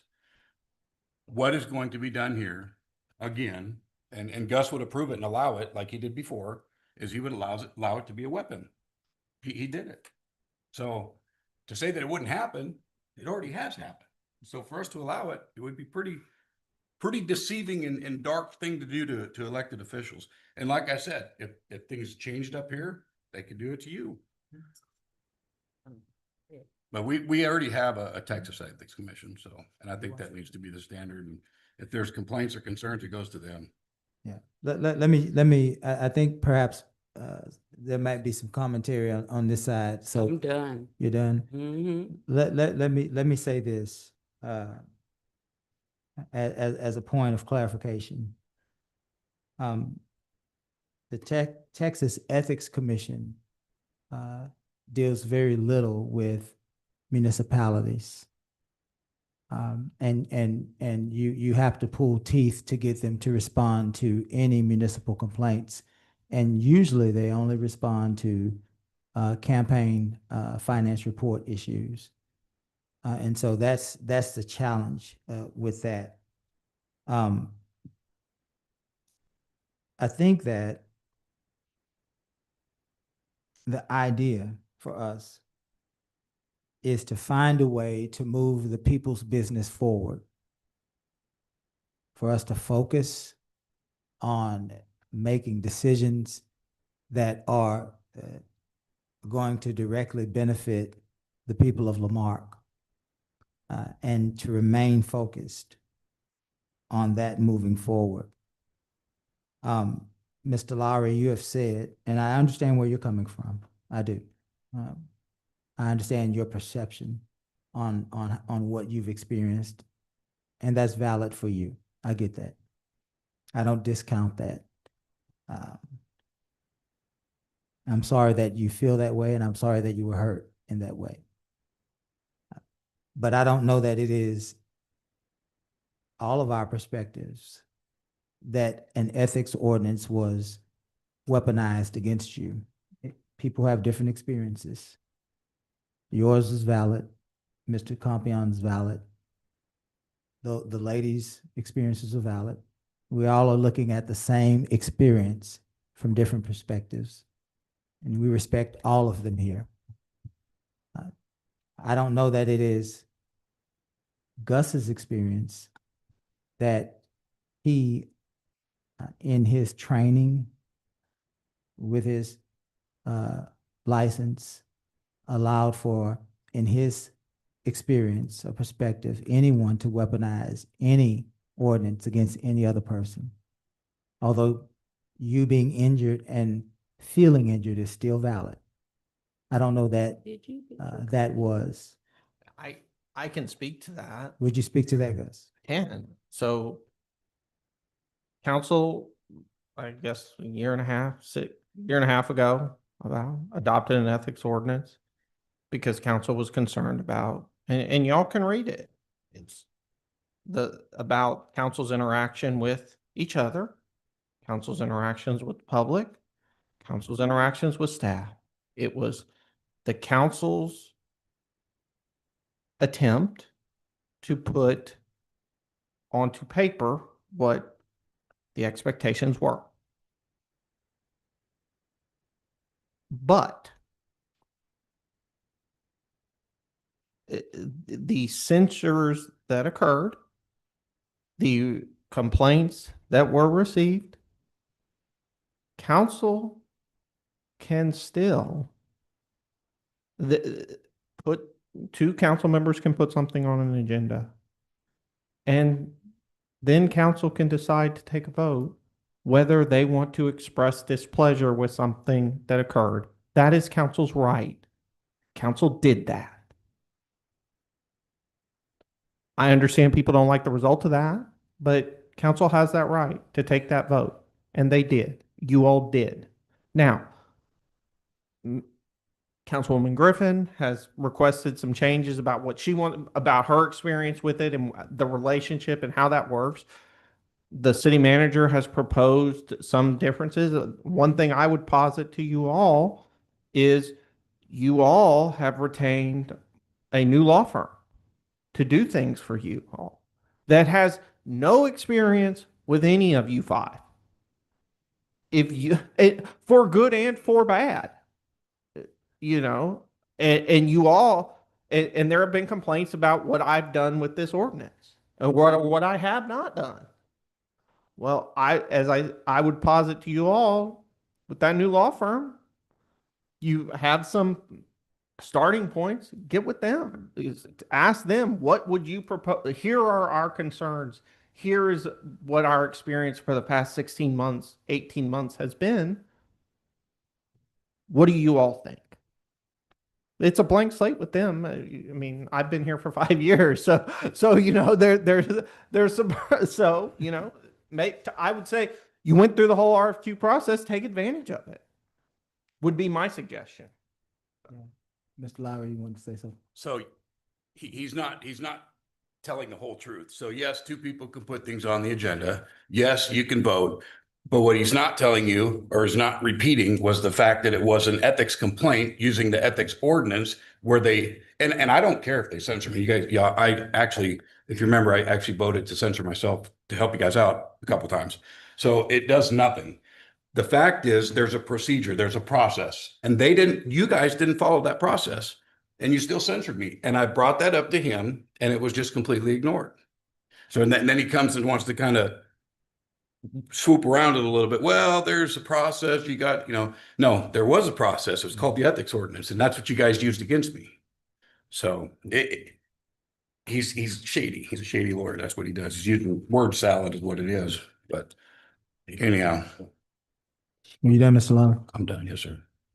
And so as I press toward the point, I think the idea is that we need to focus on the people's business as best we can.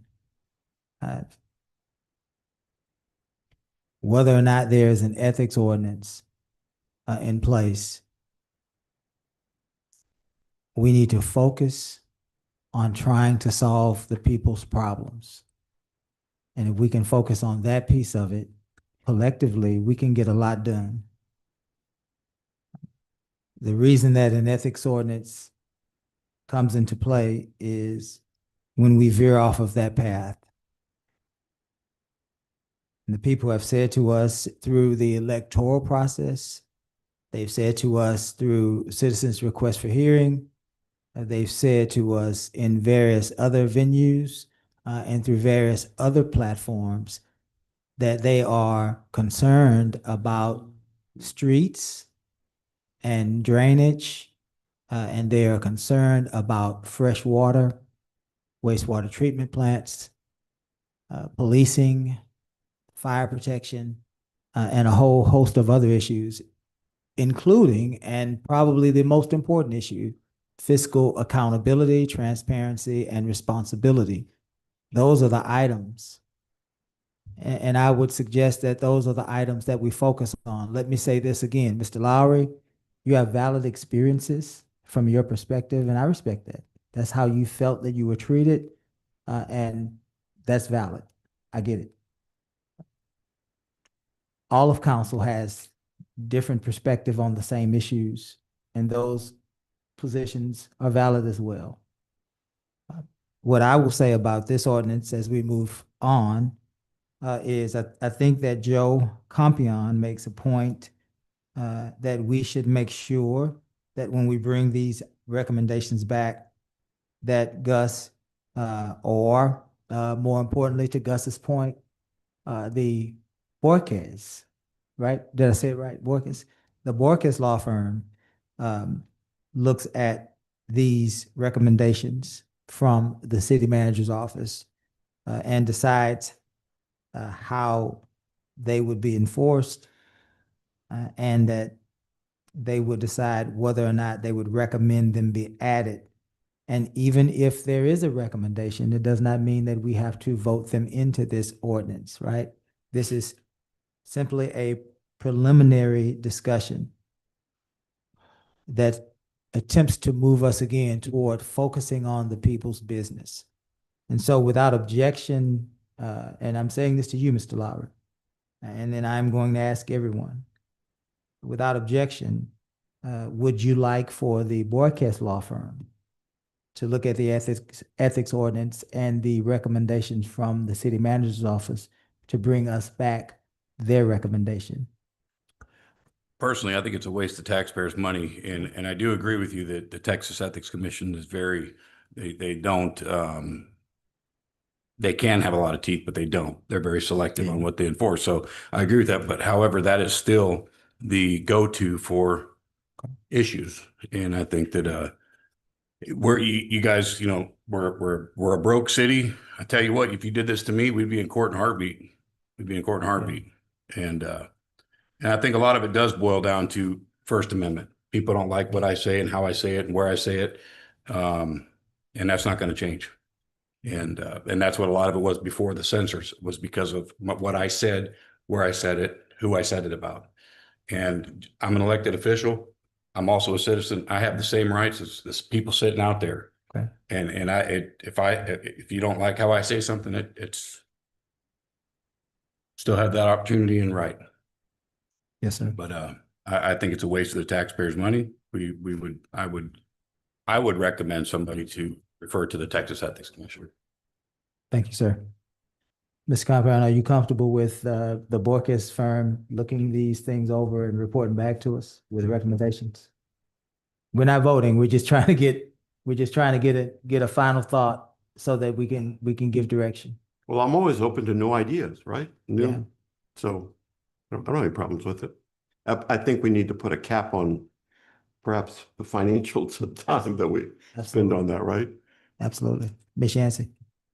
Oh, no, I think you captured it. My constituents basically have said the same thing, that it's time for us to focus on the city and not be so easily distracted. And with our newest person on council, who basically looks like you just asked for more teeth in the matter, right? To make sure that we were elected not to insult one another. We were elected to do a job for the people. We were elected by the people to take care of the city. And so I think we have to make sure that we protect the city and protect these honored seats where people elect you to be their voice. And they expect a certain level of professionalism. And, as this council changes and as people grow, and I'll be quite honest, one of the best professors that I've ever had at the University of Texas is Professor Alan Sager, who is a professor who is oftentimes, he's a professor at UT and UT Law School, as our laws are changing because people change. And some of the things that I have called Professor Sager to ask him about how do we protect our cities? How do we stay focused? And it's a question that a lot of people's in Texas and the South are considering, but I think that we have to listen to our listen to our constituency when they say that we need to behave better. Thank you, ma'am. Ms. Griffin, you okay? Final thought? Gave it already. Gus, do we need to move for the Borges law firm to look at our ethics ordinance? Yeah, especially if, as the Mayor Pro Tem mentioned about wanting to put a cap on it, I would say just make that motion with a not to exceed amount. And let's also, in that motion, I don't know, Ms. Candace, if we have to imply it, but let's, I want it to be a part of that motion that the Borges law firm visits with every council member to hear their concerns about the ethics ordinance. And so that we all can have an opportunity to visit with them, so that they can become educated on what we believe and how we feel this ordinance affects us. Does he need to say everything I said, or is that implied? All right, Joe, you make a motion. All right, yeah, certainly. I'd like to move at this time that we forward on this particular topic on any updates, revisions, any innovations associated with ethics policies by any city to the Borges law firm. And in that, we also provide them an initial cap in terms of expenses. Reasonably, I'm going to say $15,000 is what I'm going to say. Is that, you think that's excessive, Gus? Yeah. I'm just going from my past experience with my firms. So that's how many hours? Well, let's put it this way. Let's do by number of hours, because we have an agreement on the hourly rate already, correct? Ain't no different than. I believe, is there a signed agreement on the hourly rate? Yeah, it included a signed agreement. Yes. So I would suggest that we put it initially at the visiting with council, no more than 15 hours initially. Okay. 15 hours and including the visit one-on-one with council members. That's well below The That's 15 below, grand. that's what I was thinking. That's well below 15 grand. Yeah. Yeah. $100,000. 15 hours is well below 15 Yeah. grand. Yeah. Gotcha. Okay. Let's make that clear. 15. I got you, Joe. Okay. Is there a second? Any further discussion? Hearing none, we'll call for a vote. All those in favor? Aye. Any opposed? Nay. Thank you, sir. We are at item 8-9, Halo laws. Considering establishing Halo laws regarding public interference with first responders. This is brought to us by District C and District A. Mr. Lowry, do you want to lead this one off? First of all, I want to thank you, Ms. Yancy, for putting this on the agenda with me. And I guess we could let Gus go ahead because I know he's prepared to go against this. So if we can go ahead and let Gus go first and then I'll follow up. This is your item. I mean, this is council's item. I'm here to answer questions, but this. So you don't oppose it? This is not my item and I will respond to council's questions to me. Okay. So it's ironic. I said a little bit ago, a lot of times these frauditors or auditors, you know, they think people don't have, or elected officials or even law enforcement or first responders don't have the same constitutional rights that they do. This buffer zone, not a Halo law, and they have been upheld. They're still being allowed in Florida. Boils down to one thing: safety. Our officers, our first responders, they deserve safety. When a person is overdosing on narcotics, they don't need some YouTuber trying to make a nickel while someone's dying on a gurney. They don't need that. There needs to be something to protect not just them, but the patient. I'll give you another example. As disgusting as it is, there was an incident recently in Galveston where a juvenile was kidnapped. And this very sick individual making a couple bucks off of YouTube was attacking the family of the juvenile victim that was kidnapped and sexually assaulted. There needs to be some type of buffer zone to protect families, victims, first responders, most importantly, first responders. And Gus said he wanted the data last time we had this. I'll give you the data. The number one cause of death in law enforcement is traffic stops. Mhm. Traffic stops. When you have some YouTuber that wants to go harass the cops, and I don't care, you can record them, just do it at a distance. But when you got these guys walking up, interfering, creating a safety hazard, a danger, they're doing it not just to the officer that they don't like, because a lot of the times, if you research these people, a lot of them are just convicts. They're people that have, from the research that I've done, oftentimes multi-felons, drug charges, pill heads, drug addicts, and they got a bone to pick with the cops. And they're willing to put their safety at risk, law enforcement safety, first responder safety, as well as the public safety at risk. But to protect our first responders, that's our duty. That's our job up here. It's a public safety issue. When you have someone walking up and during a traffic stop and interfering with the traffic stop. Somebody said earlier, oh, they could put up a safety tape. The officer shouldn't have to look over his shoulder when his directive is to monitor what's going on inside this vehicle. Or if it's a firefighter trying to set up a perimeter for a house fire, or if it's a medic, Maribel, if it's a medic or a firefighter doing their job, they shouldn't have to worry about, you know, some guy trying to make a nickel off of YouTube getting in their way. It's to protect the medical patient. Reduce escalation. That's another thing. You know, just recently, there's a local nut YouTube guy, and he starts interacting with the people in the traffic stop. telling them, oh, don't do this, don't do that, to do things to agitate the officer.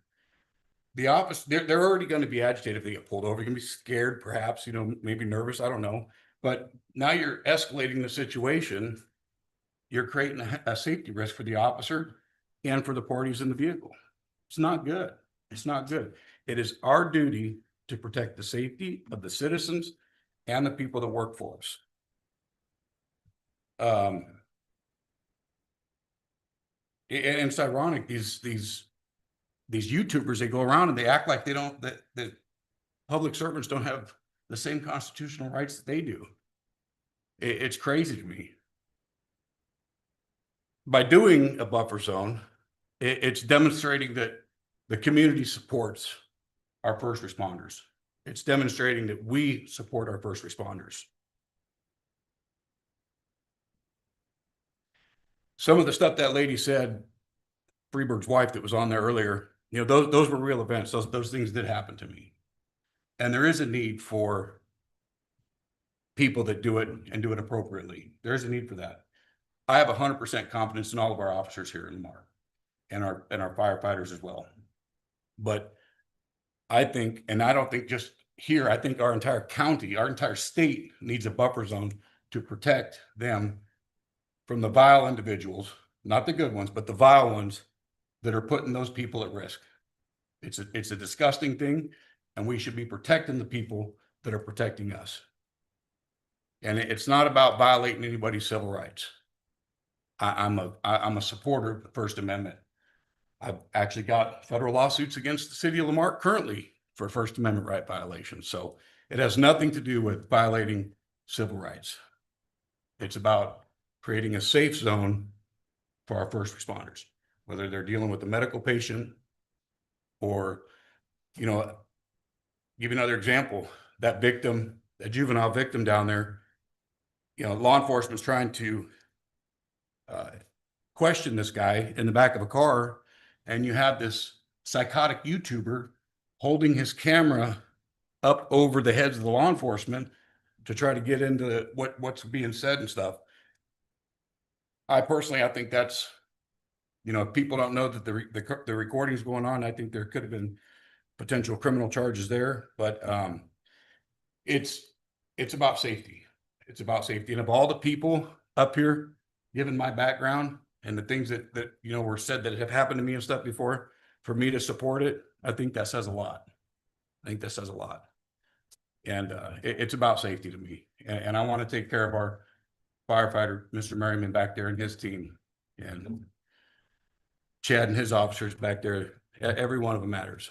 And it matters more to me that they're safe than someone causing a potential risk. But the data, if you want to know, because that's what you asked for last time, when you get your concealed carry license, they teach you 21 feet. You keep people 21 feet away from you. So when you have a nut job with a camera trying to make $1 by harassing the cops during a traffic stop, it's an issue. It's an issue. But so the data is 21 feet. That's the data. And also the data is the #1 killer of law enforcement is traffic stops. So we have an opportunity. I didn't research whether cities did it, but yes, states have done it. And we could lead the way. I do believe down the pipeline here in the very near future, next legislative session, there is going to be similar HALO laws in the state of Texas. It's coming.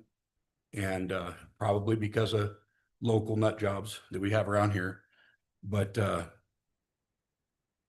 we have a responsibility to protect them. And I think we need to do that. Thank you, sir. Yes, sir. Anyone else want to weigh in or respond to this issue? No, I've done my research on this, since our last meeting, and we had an entire month to look at it. My constituents are not asking for a HALO law at the moment. While I do believe it's important that we protect our first responders, our police. I'm a proud graduate of the Marque Academy and the FBI Academy, and a government major, and government is all about keeping order. But my constituency they're not really concerned so much with that. What we are concerned with, I think there has to be a balance. We have to protect the First Amendment right, because like you said, you're talking about a matter of 4 feet, 21 feet versus 25. I haven't heard from our officers. They have not talked to us about that as well. But I think it may be something we can visit at a later time, but I don't think it's an issue right now. It sounds more personal than a community issue.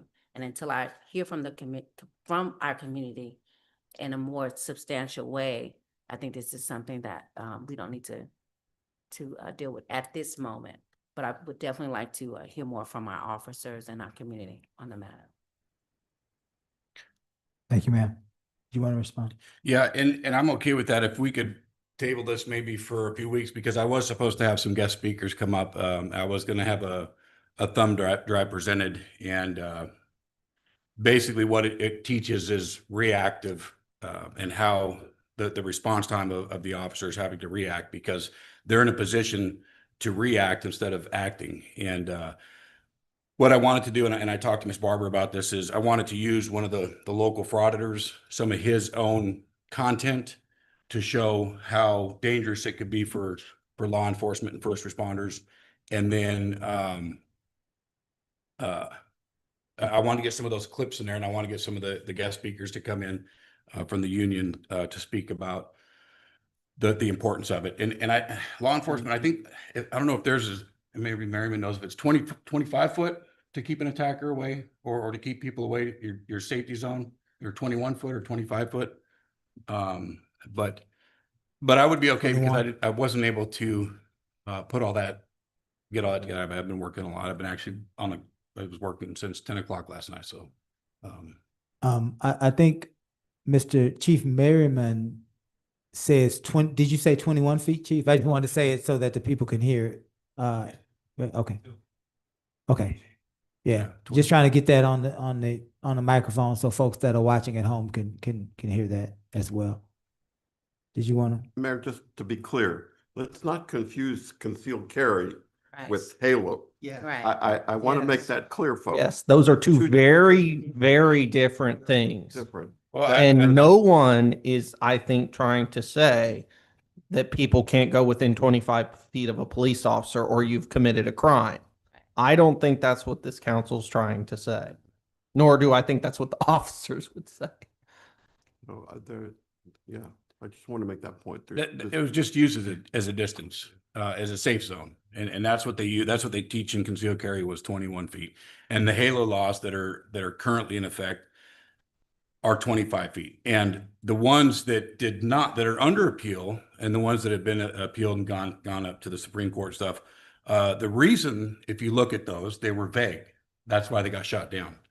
They were vague. And if you look at the Florida law that's still upheld, it's not vague. They have very specific things that they have to do and have to say in order to be able to arrest the person that's interfering with law enforcement or first responders. So, And I would just, as I said last time, it is a crime in the state of Texas to interfere with the police. Period.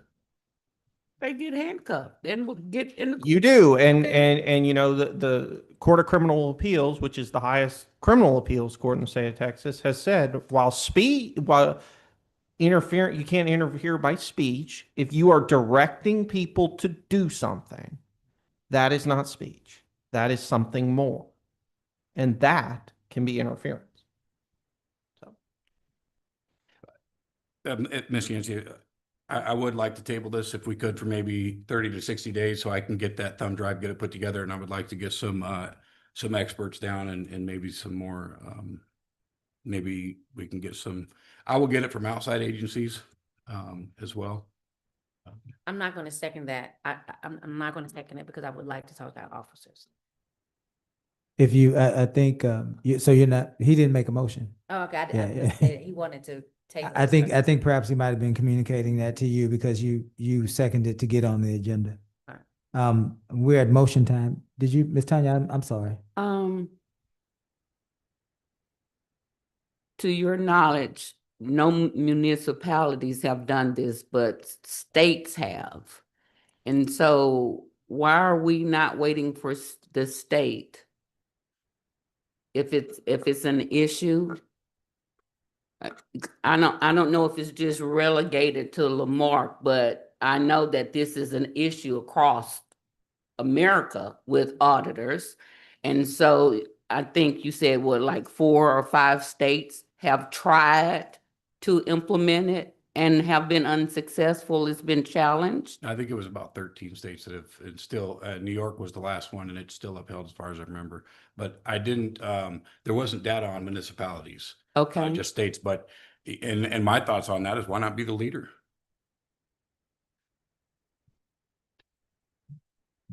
I'm going to promote it. I'm going to talk to other elected officials throughout the county, and I'm going to use the data, the stuff that I compile on the thumb drive and stuff, and I'm going to use the professionals and that come in and speak if council will allow that. And but you know, my thoughts are let's be the leader. Is there a flip side to that? The only flip side, you know, people want to spin it as it's a First Amendment right. No, I don't mean it that way. There could be another reason for somebody other than an auditor to be on scene. The news media. You got family and friends as well.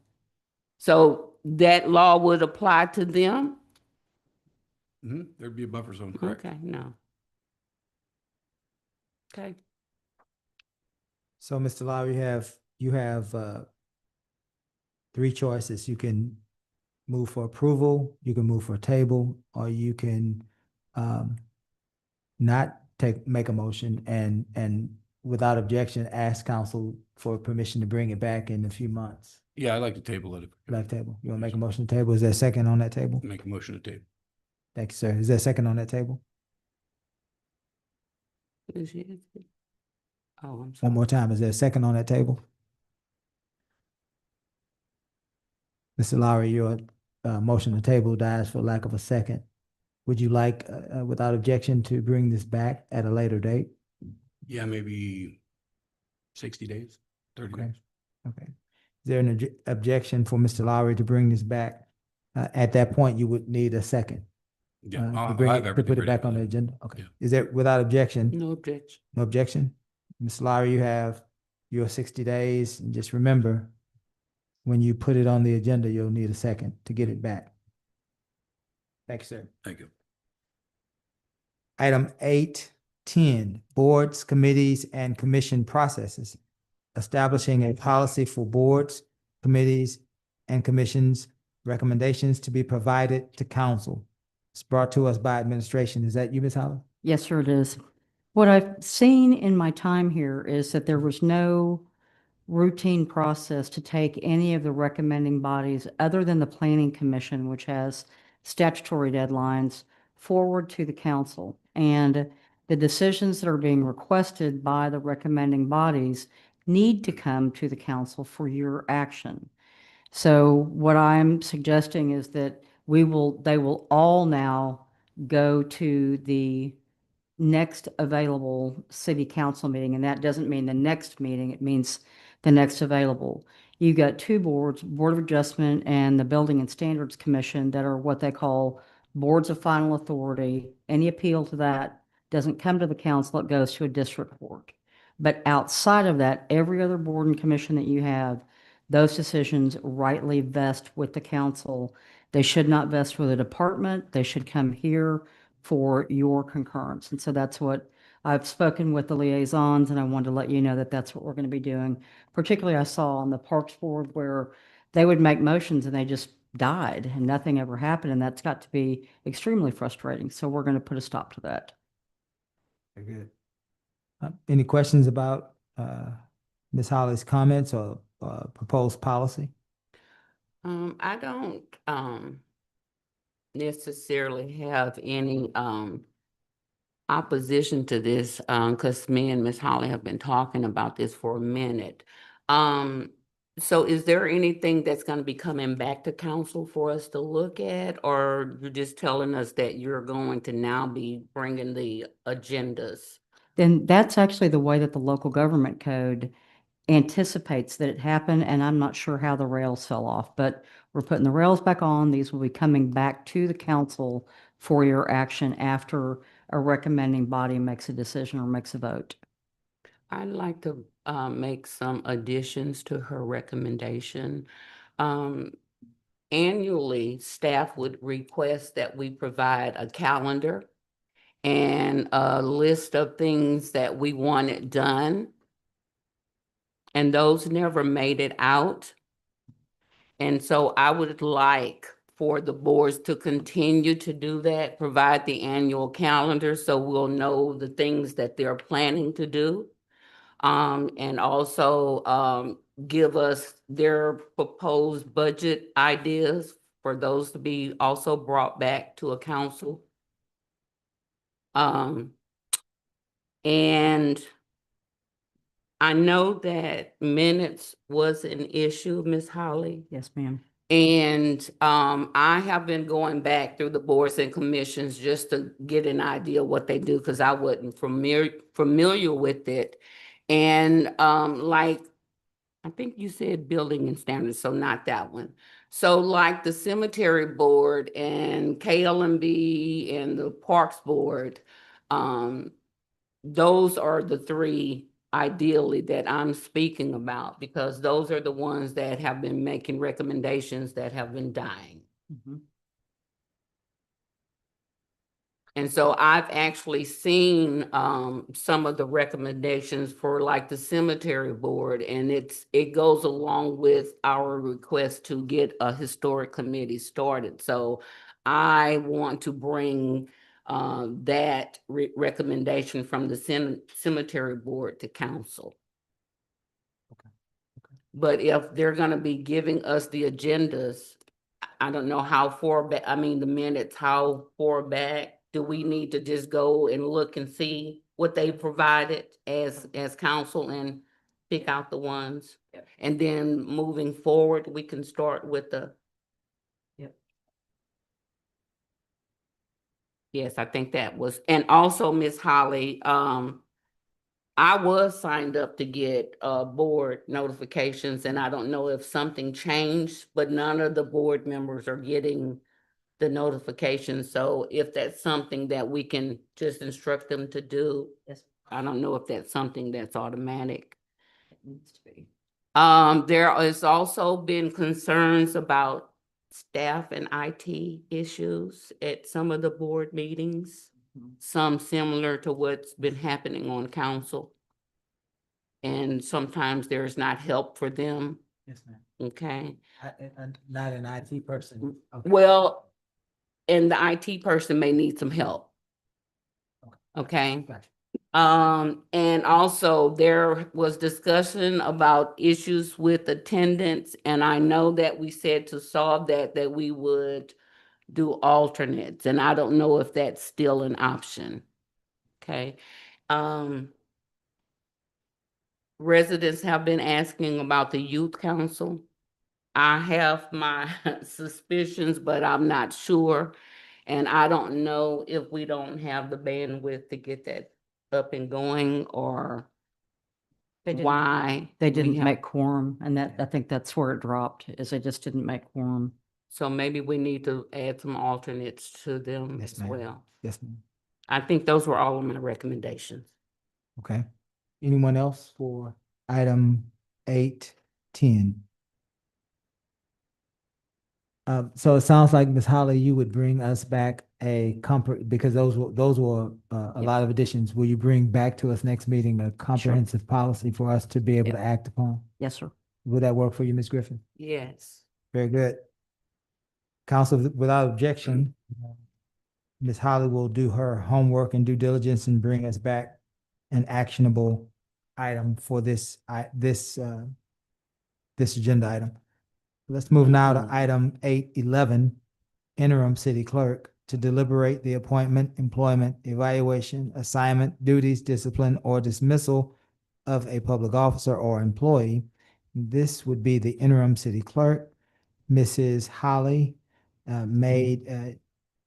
she named our interim clerk, and I believe she is seeking affirmation, validation. There's another word that I'm looking for. Approval. Ratification. Look at you, went to Texas A&M, where they use words like ratification. And that's whose folder this is.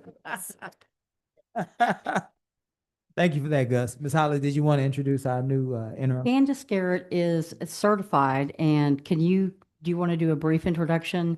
But she has, because she knows what she's doing, she's been able to jump in and help us tremendously. And she's also going to help us make a permanent when we find that, and then the permanent will also be brought back to you because she is interim like I am. Very good. Ms. Candace? I come to you with Texas First Group, and I'm doing interim work. I have about 15 years municipal government experience, 5 years as a city secretary. Before that, I was about 3 years secretary in the planning and zoning department, and I've been a Main Street manager for 2 years. So, Well, welcome, Ms. Candace. thank you. We invite you into our city and we expect wonderful things from you. Absolutely. Council, did we have any questions about this interim appointment? Welcome. Is it still the same thing like with your contract? She can't be hired permanently? Okay. For the 6 months? No, this actually we're hoping quicker, that we're actively interviewing, but we're just not getting good candidates yet. So I understand. Council, I think we have to ratify this appointment by Ms. Holly. And so I will entertain, there it is. There's a motion on the floor by Ms. Griffin that we ratify Ms. Holly's selection of Mrs. Candace Garrett as our interim city manager. Is there a second? do you want her to be the city manager? Wait a minute. I've already seconded. Let's start over. That would have been wow, wouldn't it? That'd be interesting. All right, let's see if we can do this again. Ms. Holly has made an initial appointment of Mrs. Candace Garrett to serve as our interim city clerk. That appointment is ratified by council. I will entertain a motion So moved. to ratify Mrs. Candace Garrett as the interim city clerk. There it is. Is there a second? Second. Any further discussion? Hearing none, let's move to a vote. All those in favor? Aye. Any opposed? Welcome once again, Ms. Garrett. We're now at item 9, City Manager's Report. Submitted report to update council and community on standard operations of the city. This report can be acknowledged as a whole or discussed at the pleasure of council. Council, there are 7 items. I will go through them. If you want to pull any of them, please just make me aware. Item 9.1, April Municipal Court Monthly Stats. 9.2, Finance Report, Yes. Mr. Compion. 9.3, City Clerk's Report. 9.4, Code Enforcement, For that. Ms. Yancey. 9.5, Public Works Report, Yes. Ms. Griffin. 9.6, Utility Billing Report. And then we will always entertain Mrs. Holly's items for the good of the order. Let's go back to item 9.2. The finance report was pulled by Mr. Compion. Mr. Compion, I'm going to step out for 2 minutes if you don't mind. No problem. Welcome, Worth.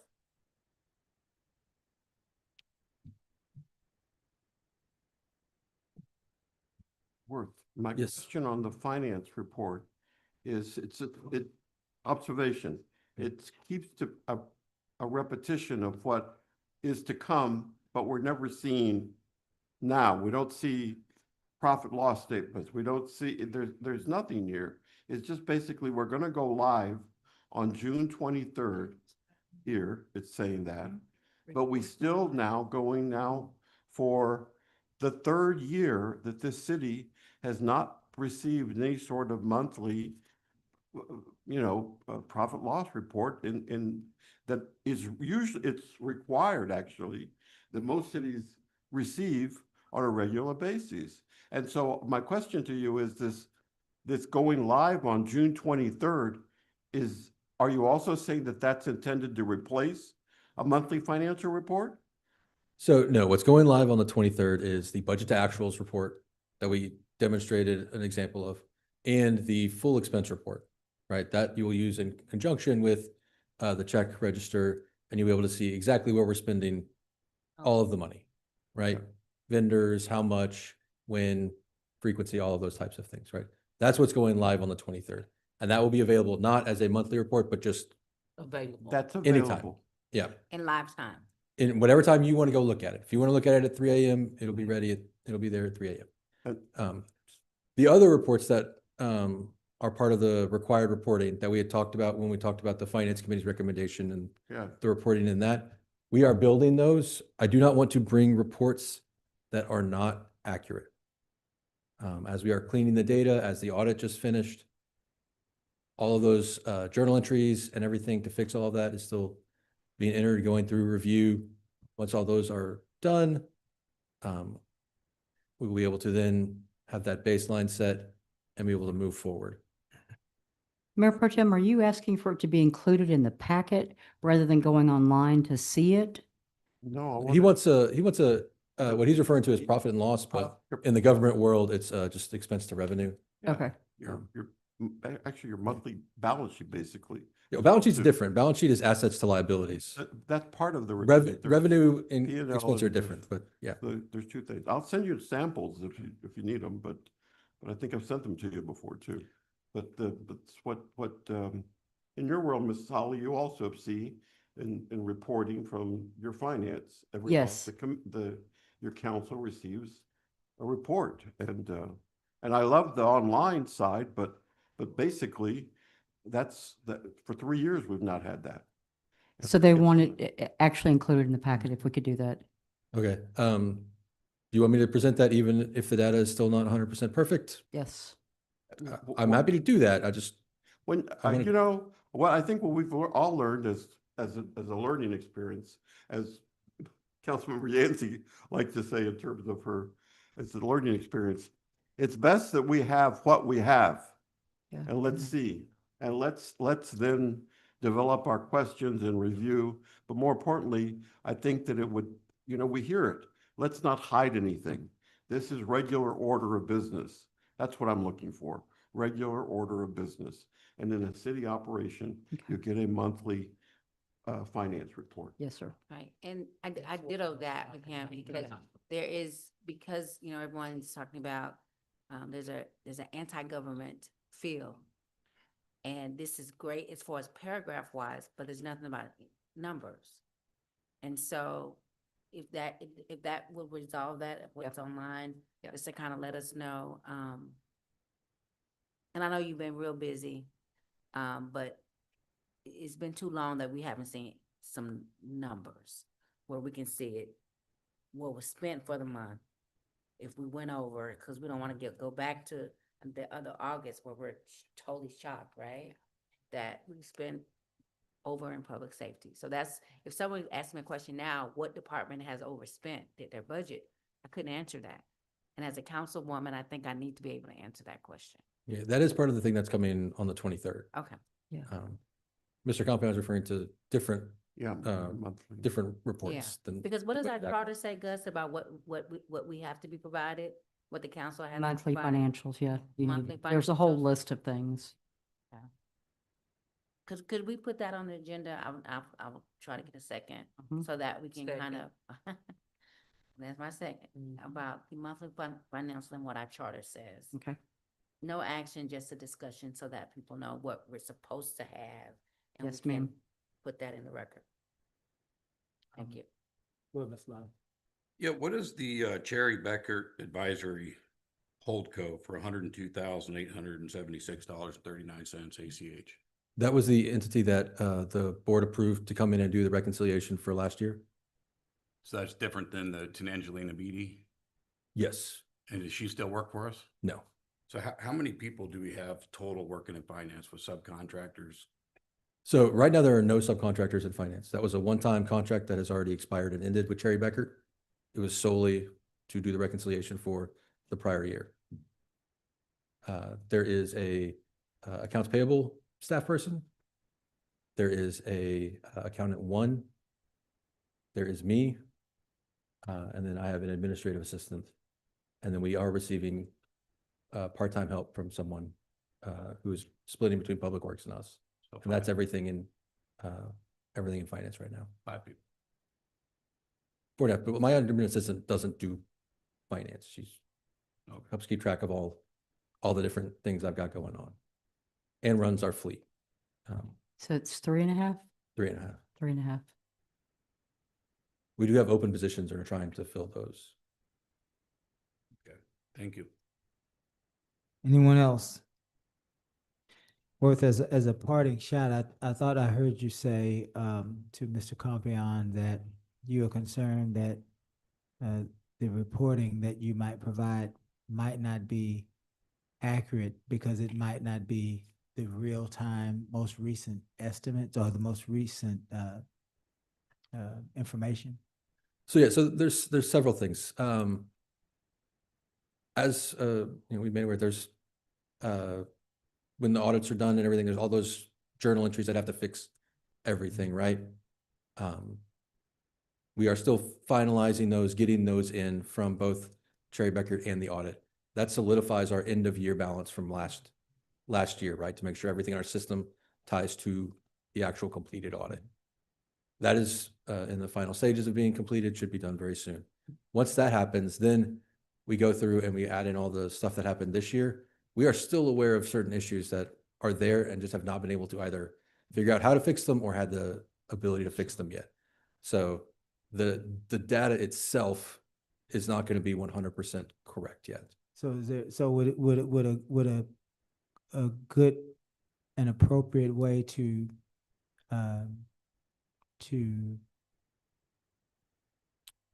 communicate that be some sort of a disclaimer on the information that would share that, because of whatever those issues might be, this information might not be in real time as accurate as Sure, and I'm happy to do that. When we did the massive data dump early on and we gave all that data, we included that on that data because we knew that was not entirely.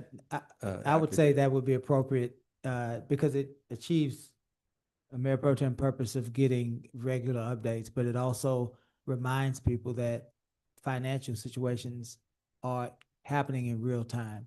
And so today it might be $1, tomorrow it might be 75 cents, but we have to report what we have today. And so I think a disclaimer like that would remind people that finances are always fluid. And so that would help with their understanding of what we're looking at. Sure, we can do that, and we'll make sure to have as many of the reports as I can get built available. Yes, sir. At the next meeting. Thank you for that, Worth. You look like you had a long day, my friend. It's been a long day, yes. How is that bandwidth doing? Never enough. Okay, I need to get you some energy then, whatever I can do. I'll be better tomorrow. Okay. All right, Worth. It's our prayer that you go home and get some rest. Please. That is what I would like to do. Yes. We're praying for you. Thank you. Thank you, sir. 9-4 code enforcement. That would be Ms. Yancey. Is that you, Mr. Joshua? All right, sir. Ms. Yancey. So as you heard in the public comments with Commissioner Rashard Loftus when it comes to code enforcement, I know there's people are not very happy right now with our code enforcement. Tell me what are some of the changes, upgrades that you're going to bring to that department? Well, we've already done some structural changes, whereas before each officer reported in, there were several hands in the process. Now each officer is responsible for the full stack from beginning to end of their cases in their region, including liens and court appearances. So it's putting more accountability on each officer for their district. We also changed the districts recently, rotated them because you get bored, I think, in an area after a while. You need something new to seem new again. With the fence that was complained about, that fence is being dealt with. It was put out without a permit. And fences don't require a permit, but they also can't be contradictory to the zoning code. So this one was a full privacy fence across the front, and it is being enforced. Okay. That one, not the one, because there's two fences that were being talked about tonight, but this one that Rajard was talking about is being enforced. They're gonna have to take it down. They're gonna take it down and move it and make it where it will comply. There's a lot of work to do in Lamarque. So we're hiring right now a planner and an inspector to bring all of that back in-house from third parties. And once that comes in, that will free up more of my time for code enforcement. But there's a lot of plates spinning right now, and I do have time for code enforcement. I think we were misquoted saying we didn't have time for the fence because we are dealing with that fence. But the main changes are making each officer fully responsible for the case, where there's no handoffs and back and forth. Yeah, I'm not really seeing the improvement. Could we get an improvement plan, a 60-day improvement plan for code enforcement? So that we can see, because part of being a leader is being able to withstand critiques. Mm-hmm. And, I drive down Lake Road every day, so I know what he's talking about. But I also know some of the shortages that we're dealing with, and particularly with your department, there was a lot going on prior to your coming. And so I know you got to get acclimated to that whole system, but we definitely need a system in place, because it's not going to get better without some form of system, right? Especially for District A, which is, my residents are very proud about their district. And when it comes to cleanliness, they're very proud, and that has a lot to do with our public safety issue. But I'm looking at your report, and I want to make sure that I go by your data too. So I'll be comparing and contrasting Mm-hmm. the different reports to see, because to what Robert Mishik said, you inspect, right? Mm-hmm. In order to improve what I think he said, inspect the expectation. You inspect what you expect. Right. So this is a weak point for us right now in the city. It's all kind of goes up and down. We get real strong, and then, we tighten, that kind of gets loose again, you got to tighten back up. And we're in we call him the community deacon, because that's his forte, is making sure the District A looks well on historic District A. Mm-hmm. And so it takes great, some of our residents take great pride, right, to do that. And I want you to know where that's coming from is because of that. And we've done a lot of good work, and we just got to tighten up on that. So if you could provide that for me. So what would success look like in 60 days? You know what? That's a question. That's what they pay you for. I'll help Is there any direction or I'll help guidance? you. Yeah. I'll help. Yeah, I would say, the response time needs to be Yeah, defined. tightened up. Yeah, I think that's the most important thing. The response time from a complaint to that complaint being resolved. Mm-hmm. And if it's not resolved, a clear understanding of where we are in that process, right? If there are letters that need to be issued, and all of the things that you Right. know about your job that we perhaps do not, clear timelines and a transparent understanding of where we are with each issue. All of them are combined. Issues with request tracker are combined with code enforcement, are combined with public works. And because the end product is what our community members see. And they don't care if it was a code enforcement issue or a request tracker issue or a public works issue, it's an issue, right? So I think Ms. Holly will direct you on that. But if you're asking, I think the first thing is a clear initial response to those complaints. Yeah. Let me add to what the mayor's saying. I was joking really, but we have 3 complaints right now that I've had to turn in because your code enforcement missed it. It's in broad daylight. It's a whole garage. Our guys fixing cars.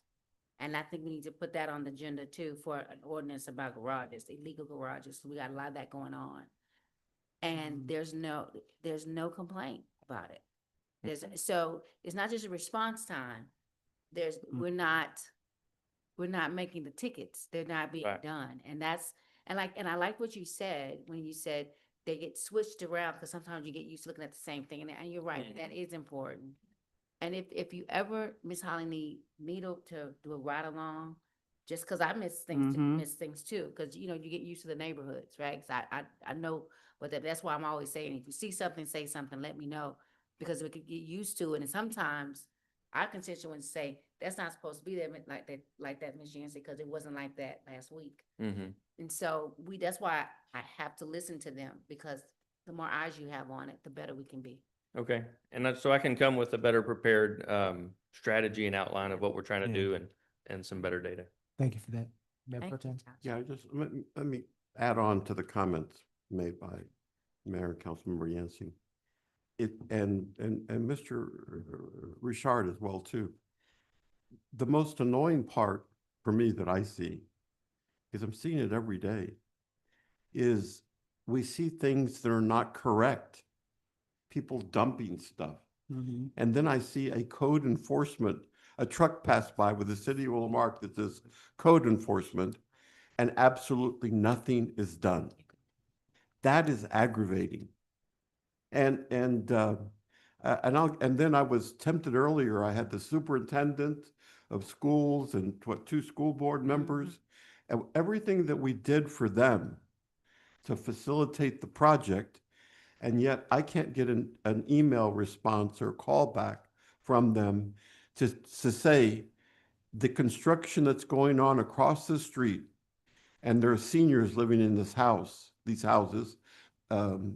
Chief Merriman has been more than helpful previously, that there was never a fence put up around the, the cyclone.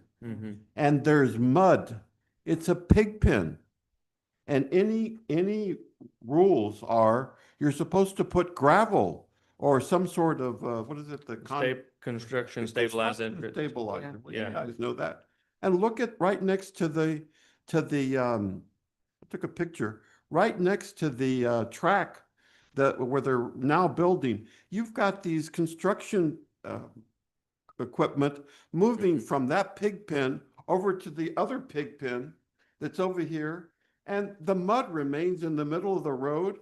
And I've had to get 3 of one of my vehicles is in the shop. The other one's ready to go in the shop because I have the photographs of the dust that's on the engine, and every one of my neighbors are on that same. And I'm paying $30 a month for the car wash monthly to get these things. But that's the aggravating, is to see a vehicle pass by and to say, basically your message to me is, hey, these folks are not important enough to warrant some attention.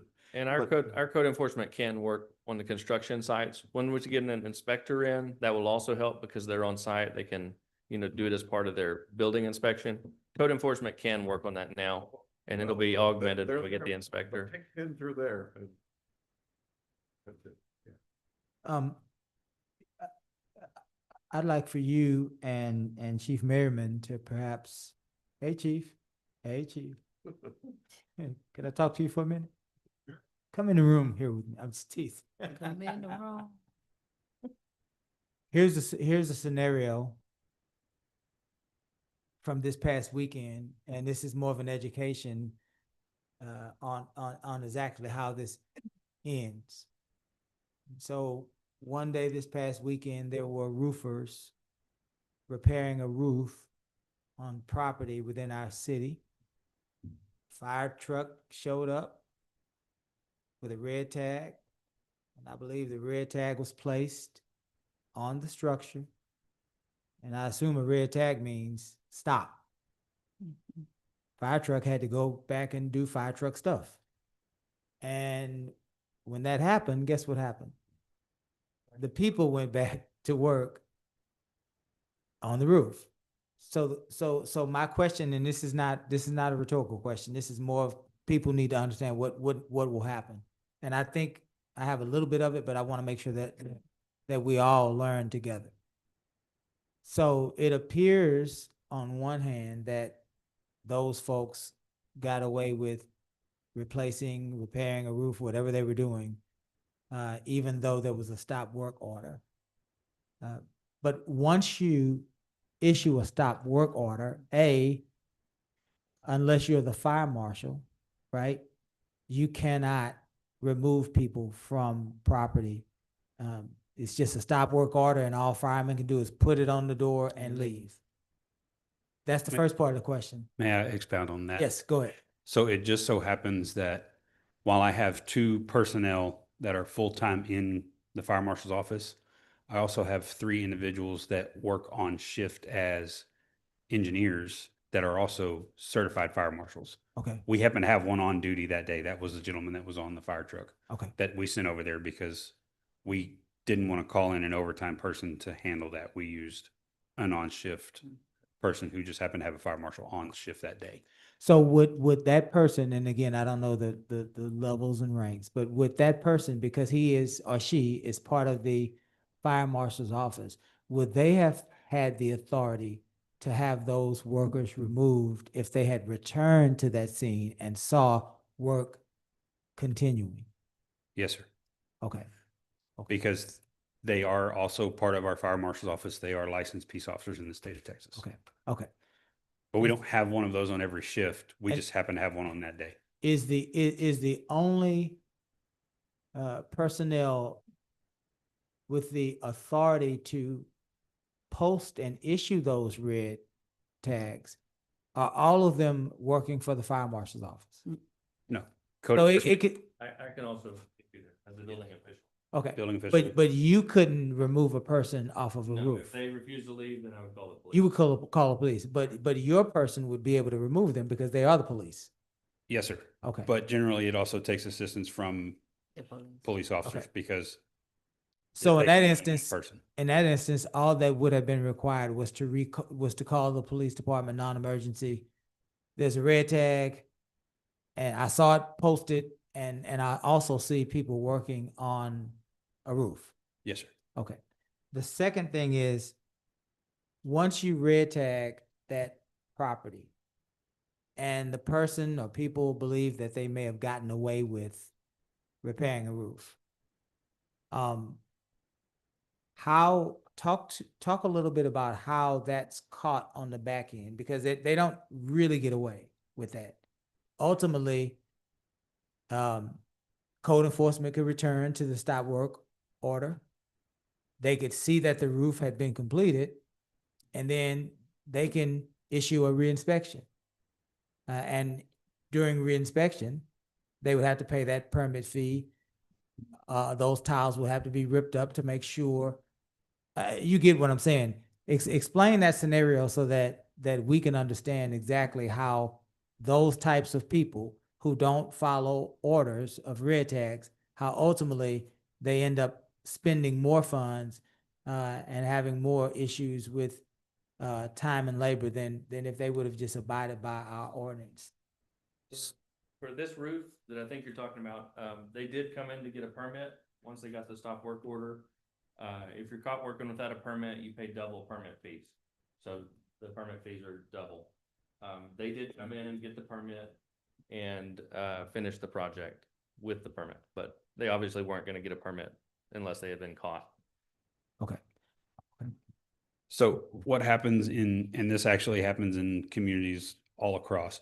A lot of these roofing companies that are what we will call trying to do fly-by-night stuff, they don't have windstorm certifications, they don't have inspectors that come out. What they will try to do is when you don't have inspectors, building inspectors, code enforcement officers, fire marshals that work on weekends, they'll come out on Saturday morning, rip off a roof, shingle it, replace it, and it's done by Monday morning. Nobody knows the difference unless somebody catches them in the act, like that was done this weekend. If it is caught, what happened in that particular instance is our fire marshal went over, put a stop work order on them, because they already had it down to bare roof deck. They put felt paper over it to protect the roof from getting water damaged. And then we're told to report to Mr. McConnell's office on Monday morning to acquire a permit. Now, they do have to pay the permit fine for working without a permit. And a lot of people will say, well, that's just trying to gather money. What it is doing is the city is protecting citizens from roofing companies who don't get windstorm certification, so that when they come in and have a roof damage from a hurricane, if you don't have a WP8 or a windstorm inspector do an inspection on your roof your insurance company or FEMA will deny your claim for not having a properly installed roof that was rated for our area. That's why we require permits, because the building official has to have, the companies are supposed to be insured and bonded and provide all of the proper certifications to help the residents in case of a disaster, so that they can get their reimbursement for it. A lot of roof companies will come in on a Saturday morning, and if it's a job that is small enough that they can finish in 2 days, they will try to do it without getting permits. And it just so happened that that particular roof a picture was sent to my work phone, and we had them check to make sure in SmartGov to see if there was a permit. There wasn't, so we sent a fire marshal over because that was all we had handy, without calling a code officer in or calling Mr. McConnell in on a weekend to do that. Since I had a fire marshal on duty, we sent him over to do the stop work order, sent all the paperwork, emails over to code and Mr. McConnell, and then they came in on Monday morning and made it right. Got it. Joe, did you have a question? A quick question for clarity. Is a red tag a ticket? No, sir. It is a stop work order. If they violate the stop work order, and a fire marshal or a police officer returns back out, they can be issued a citation for violation of the city ordinance. Well, good Lord, let's issue more tickets. There has to be a message that people have gotten comfortable just doing what they want to do. And that's, and we're getting, everybody here, you guys as well, we're getting beaten up. And you went out and I think had to issue a ticket finally to those contractors out there just to get their attention on the stuff that we're spreading. But I'm just saying, we have to send a different message that we're on top of this stuff and get it done. Yeah. That's all. And maybe that's where the communication comes in with our PR to talk about what happens when you work without a permit. Maybe we need to re-educate. Well, and to be honest, some of our ordinances, because they were, written by a past attorney who was a great man, but he wrote them kind of ambiguously, and they really don't have a lot of teeth in them. Okay, so we need to read Some do, some don't. There are some ordinances that just don't have a lot of teeth in them, and then there are some that do. So if that's the case, and then we'll move to Ms. Griffin has Public Works on the report. If that's the case, Ms. Holly, if you have department heads that feel that strongly, we have an ordinance review committee. And so what I would suggest that you do, Ms. Holly, would be to direct your directors. If Chief Merriman has issues with ordinances that he needs help, let's get that to the ordinance review committee. They can make that recommendation and bring that and forward that to council, and then we can get you gentlemen the help you need to be able to enforce our codes with more aggression.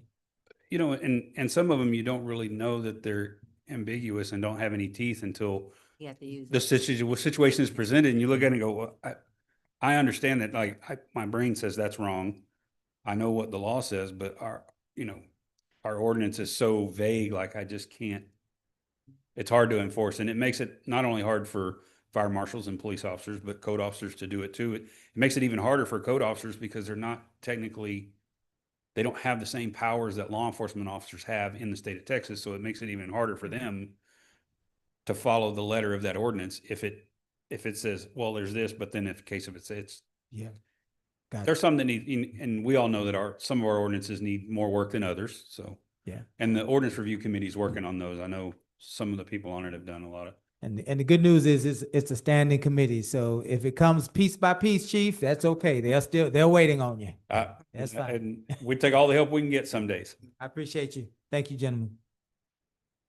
Ms. Griffin, you had Public Works, Mr. Bro. Ms. Griffin. Yes.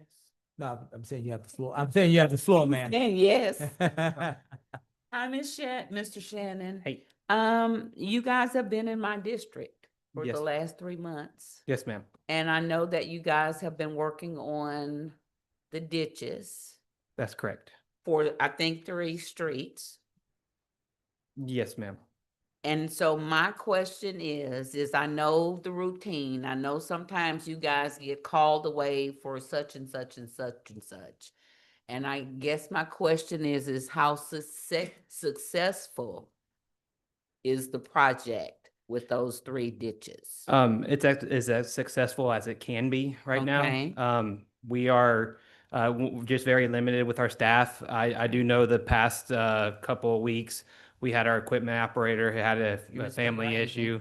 It's been raining, but he had a family issue he had to go deal with, and it's a personal issue, so I won't go too much into that. So we were down. Our wastewater collection team, we just hired a new guy, so they're back to 3 employees.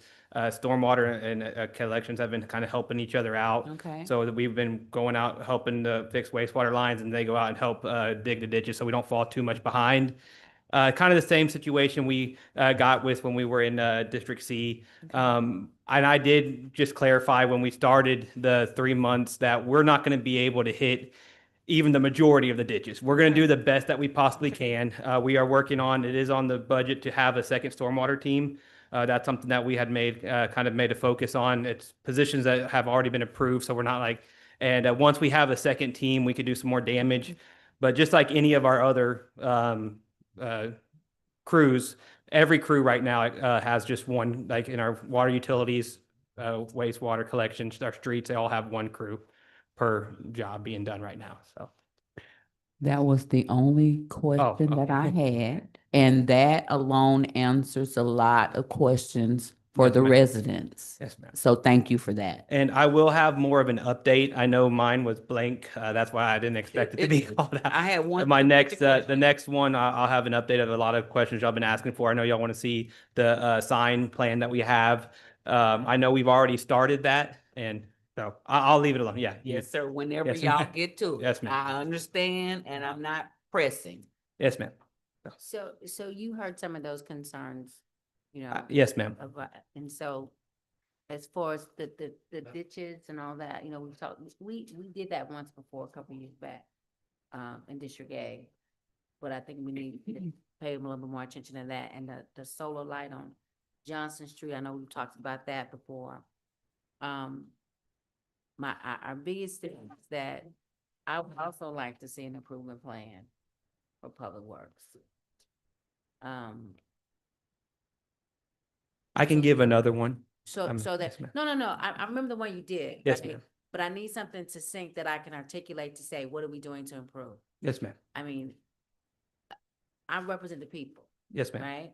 And so when the people are saying to me certain things, I have to make sure that I can answer intelligently. Yes, ma'am. And For I want sure. to be able to say, we've done this, Mhm. and it's why, because again, there's a level of distrust, right? And so we've got, anytime, it goes back and forth. Yeah, Right? and So you always want to make sure that you come back with the facts, not what I feel. Yes, but ma'am. What I know. That's correct. And so that's why I want to be able to have something. Yeah.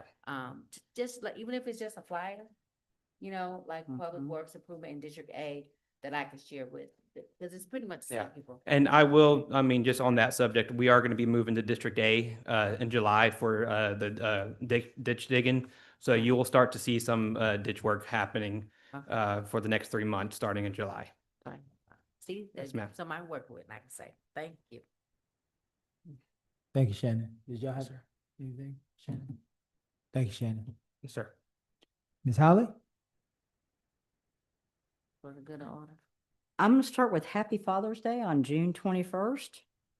So for all the fathers, thank you for everything that you've done. And for those that are fathers to pets and other children, thank you for that too. Staff reviewed and interviewed more than 30 applications. We've gone through all of the interviews with it. And we've got 10 interns and they're really top notch starting June 15th. Talked with Clear Career Professionals today. They have 6 applicants so far. They have moved to the next phase. Their interviews are going to be beginning soon. And Mayor, you are going to be doing the podcast on Wednesday with them to help also advertise that. Budget workshops are on the horizon and we should have meetings starting later this month. Lamarque Police Department hosted a press conference today that was recognizing the great work of our detectives and officers in the battle against fentanyl. And we have a recap video available on Facebook. And want to let you know that we are hiring city managers, city firefighters, accountants. We've got a planner, dispatcher, and technicians for public work. So we have several primary jobs and we are actively reviewing applications. And if you got the paper today, you know that we've got a hurricane watch map in there. So please make your plans for your family in case a hurricane hits here. That's it for me, sir. Thank you, ma'am. We're at, there is no executive session item 10. There is no actions from executive session item 11. And so now we're at request and announcements. Ms. Griffin. I have none. I think I did enough the last 2 meetings. Did a lot? Yeah. So you're gonna rest a minute? Yes. Thank you, ma'am. Hi, Miss Holly. Mrs. Lowry? We could, I think we've been kicking that forensic audit down the road for far too long, about 5 years too long. We need to expedite that. I know Mr. Worth left, but, I think it's been long enough. And like the constituent up here said, the longer you take, the more it doesn't look good. Gives people the impression that we're trying to cover things up or something. So I ain't got nothing to worry about. I know that. So I wish it would have been done 5 years ago, but probably would have been able to find as much stuff. But if we could expedite that forensic audit, get that RFQ out, and also make sure that we plan for that in the budget. I see it. Thank you, sir. Ms. Yancey. I'm still trying to, I know you mentioned about the signs, but we're still trying to find out about the signs on Meadow Lane. All of them need to be replaced. They're all faded on Meadow Lane. Those are street signs, ma'am? Street signs, Okay. all of them are faded, you can't read them, and that there's what the main road on Lake Road, Meadow Lane, there's not even a sign there. Okay. I think I mentioned that before. If I could find out from EDC, what are we doing with the Jack in the Box that's empty now in District A? And the Mr. Lucky store at 1765 in Duro. If we can find out what's Rocky's, what is their goal? Because does it look good to have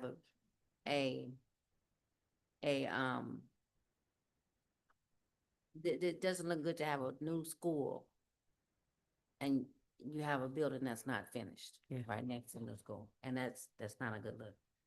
And of course, the Rosalie drainage that we've been trying to fix. I don't know what we're gonna do with that. That water keeps coming back. Is that a water leak? I don't know what that is. It's like I two. think it's a water leak. Okay. But One let in me, the yeah. middle, remember, it's the one in the middle. Yeah. And then one in the end. So it's like two. Okay. So we're still concerned about those apartments. And I would love if we could maybe one time have some type of workshop with our apartment owners that they could work with myself, other council members, and the police, and someone to talk about screening. Because some of some of the comments that I'm getting from some of our owners, they're horrible about what they say about, because if we can allow Lamarque to become a dumping ground And we don't want to do that. We want to let them know we have standards Okay. when it comes with the people that will live in our city. Okay. Because if you're charging $300, $400 rent, sometimes you're going to attract that. Yeah. And so that's kind of what's happening in our area. But at the same time, we want to be we are a city of affordable housing, but we also want to make sure that we have resources to help when families need it. And so I've had 2 different conversations with 2 different owners, and of course they don't live here, so they have negative things to say. And we have to be the ones to say, no, raise the standard. Everybody just don't dump people. And then you walk away and then leave the problem to our police to solve and our social workers. I'm not gonna have that in District A. And that's what they want that to become the standard again. We're not going that. So, the other order, Happy Father's Day to all the fathers. This is Juneteenth month, so that's when we have things all across the county. I'm kind of hurt we don't have one this year. No, we have one at Highland Bayou, right? Highland Bayou, there's a lady that's doing a. She's not doing pulled it? out. She pulled Oh, out. my God. We still have the parade, don't we? No, we don't have anything. We're not No, celebrating. with- That's what Texas City. This is Lamar. We don't have one right now, but that's okay. We have other things, but that's why I want to make sure that we don't miss out on this opportunity to celebrate the cultures, all the cultures of Lamar, right? So just happy Juneteenth for all of you, because that's why people come to Galveston County. So I want to make sure that we don't lose that. And I think that's all, Mayor. Thank you. Thank you, ma'am. Mayor Pro Tem? Ms. Yancey, where did you say the water leaks were? Did you say those were under O2? Rosalie. Oh, Rosalie, okay, I'm sorry. Rosalie. Yeah. I will interject. It's just for me, a child safety issue.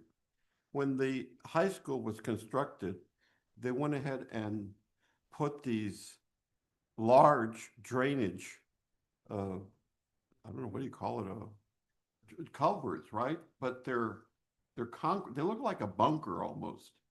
And there's a separation for the water about this much, right on Durow.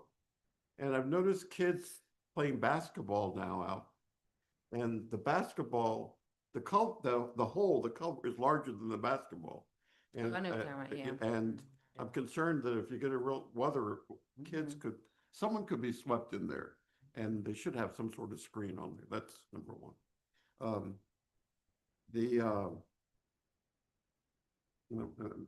I will be passing on once again this gentleman that I don't know if you reached out to him, who wants to know the extension or the cost of extending water and sewer right off our city limits, and here's his number.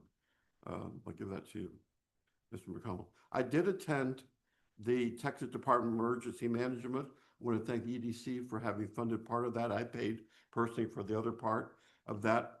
It was not as well attended as last year, but the seminars were amazing. I have to say they were amazing. And it's all about relationships. I love running into people and the relationships. And one of the things that I did learn is that there's plenty of funds out there. There are grant dollars out there that are being made available by the feds. Only item is they've shortened the application period. The submission dates are down to 15 days. Whoa. 15 days. So the message is, have your projects ready now. Have your projects ready now. And like I said, I've offered to help anyway, and grants and stuff. And then interesting contact up there at the Cheatham Conference, our discussion on the unclaimed funds. I have now a personal contact with the Texas Comptroller's Office to follow up on all of those unclaimed funds that will help go to our parks and the restoration there, so I can follow up on that as well too, on that side. I will provide to you, which you could distribute to Ms. Holly. I have handouts, a little package of stuff I haven't put together. But GLO has combined with Texas State University to now have a match software that has all grant opportunities and available for any city.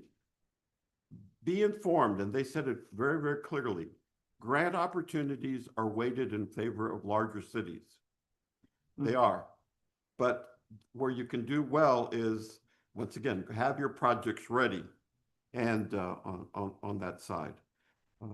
And I'll have some more information I'll be sharing with you guys. I did also attend on Friday our annual retreat for the Houston Galveston Area Council of Government. A lot of turnover there.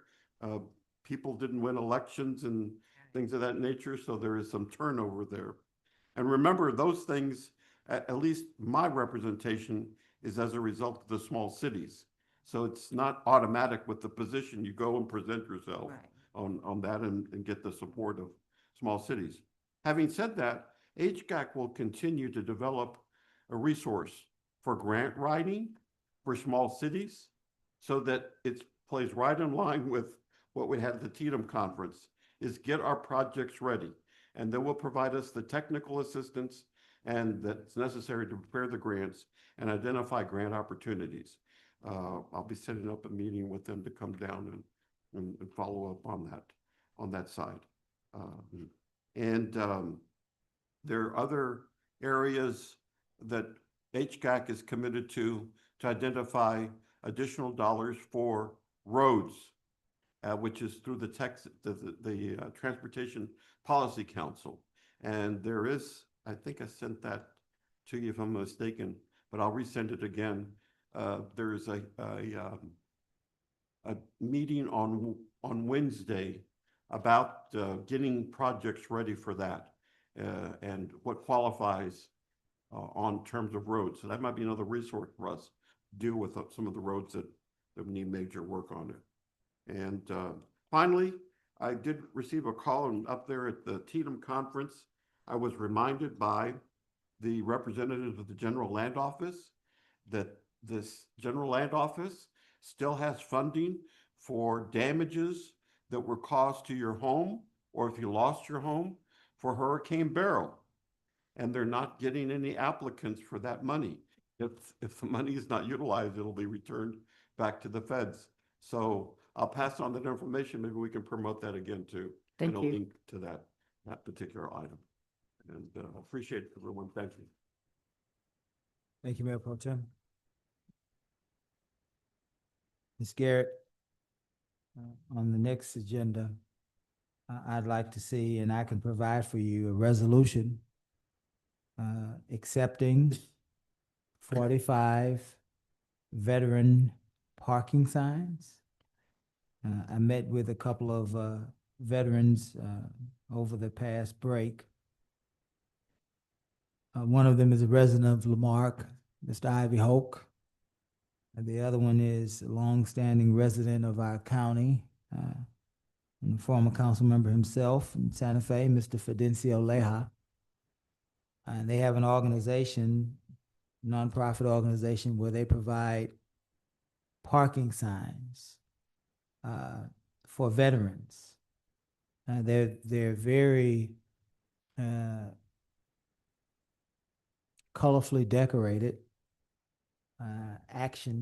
decorations with the logos of each one of the branches of service. They're giving us 45, and then the council will then determine where those 45 signs will go. But we need to initiate that with a resolution. They've provided one to me. I will get with you sometime between now and next meeting to make sure that you get that on the agenda and to council. Ms. Holly, I'd like for council to be able to see a policy that identifies major sewage overflow in public spaces and a plan to mitigate that overflow. For example, the gentleman that we have had discussions about on heavy rains, the sewer overflows into the drainage ditches in front of his house. I know that you've made the determination on how we mitigate those case by case. Let's see if we can make that into a cohesive policy that the council might know, so that when we interact with the community, we can share with them what that policy is. And when we contact you, we would clearly be able to know what those requirements are so that we can move a little more efficiently in areas of public health, Yes, sir. such as that. Ms. Holly? Ms. Garrett? Mr. Kantowski is looking for his records. He has been at this podium for weeks and months. And at least the council needs a clear understanding of what has happened. If not, if Mr. Kantowski needs his records, if it's lawful, Gus. I don't know anything about what has happened. I know that he is frustrated and he has continued to lobby this council for relief. And so I am asking that we provide for some sort of report to the council so that we can understand what has happened. And if it is lawful, that we release every piece of information to him that is lawful to do so. Can that happen by next council meeting? Sure. Thank you. I would like to see what our current policy is on setting culverts. At one point, it was. We don't. If we don't, where is that written policy and Okay. when did that policy come into existence? We Okay. need a date. Okay. Right? And we need a process surrounding it so that we can make sure that our community members know. Okay. If others are setting culverts, how do we then inspect those culverts, right? Okay. What sorts of plans have to be submitted in order to get approval to set those culverts, Okay. right? And when, and the most important part of this, when did this policy Okay. begin? Is it an ordinance? Is it a policy? Okay. And so we need some history on that as well. Thank you. Okay. Also, there was a time when we discontinued the rental and usage of the community room. Mm-hmm. And I believe it was because there was a lack of air conditioning. I thought it was maintenance that people were tearing it up. It was But with the carpet. The carpet. Was all bad. There are a lot of reasons. okay. Carpet, people tearing it up, air conditioning, maintenance. Here's the issue. Is it operational now? Okay. If it is operational and available, then the council needs to take up whether or not we want to begin the process of leasing it again, Okay. and whether or not we want to offer that to well-meaning nonprofits in the community. For example, I think the Coffee Club uses it. Mm-hmm. Well-meaning. I don't even think that they are an organized unit, but they are well-meaning. Yes.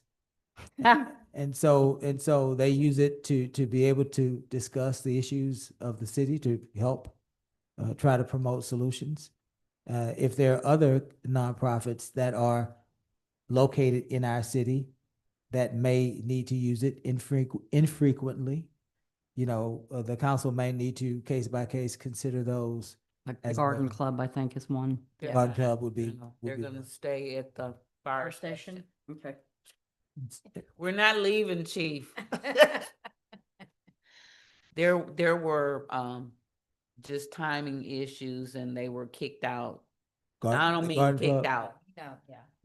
The room was used at times, so they're happy over The there. Garden Club? Yes. So there might be other Okay. organizations. And if we can get that by next meeting.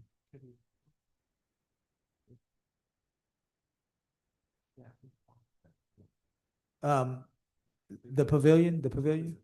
I'll take that as a friendly request. Let's include the pavilion in that as well. Policy, how we go about leasing it, whether or not the council will be open. if there is a nonprofit that might want to use it infrequently, we might reserve the right to waive those fees. You already do, sir. There you go. Let's make sure that Yeah. that we Mhm. have that in policy and written form. It's actually an next meeting. ordinance. It's ordinance. That's even better. Thank you. Let's Well, make sure we have it written. I would say, and I don't know, this is just what has happened.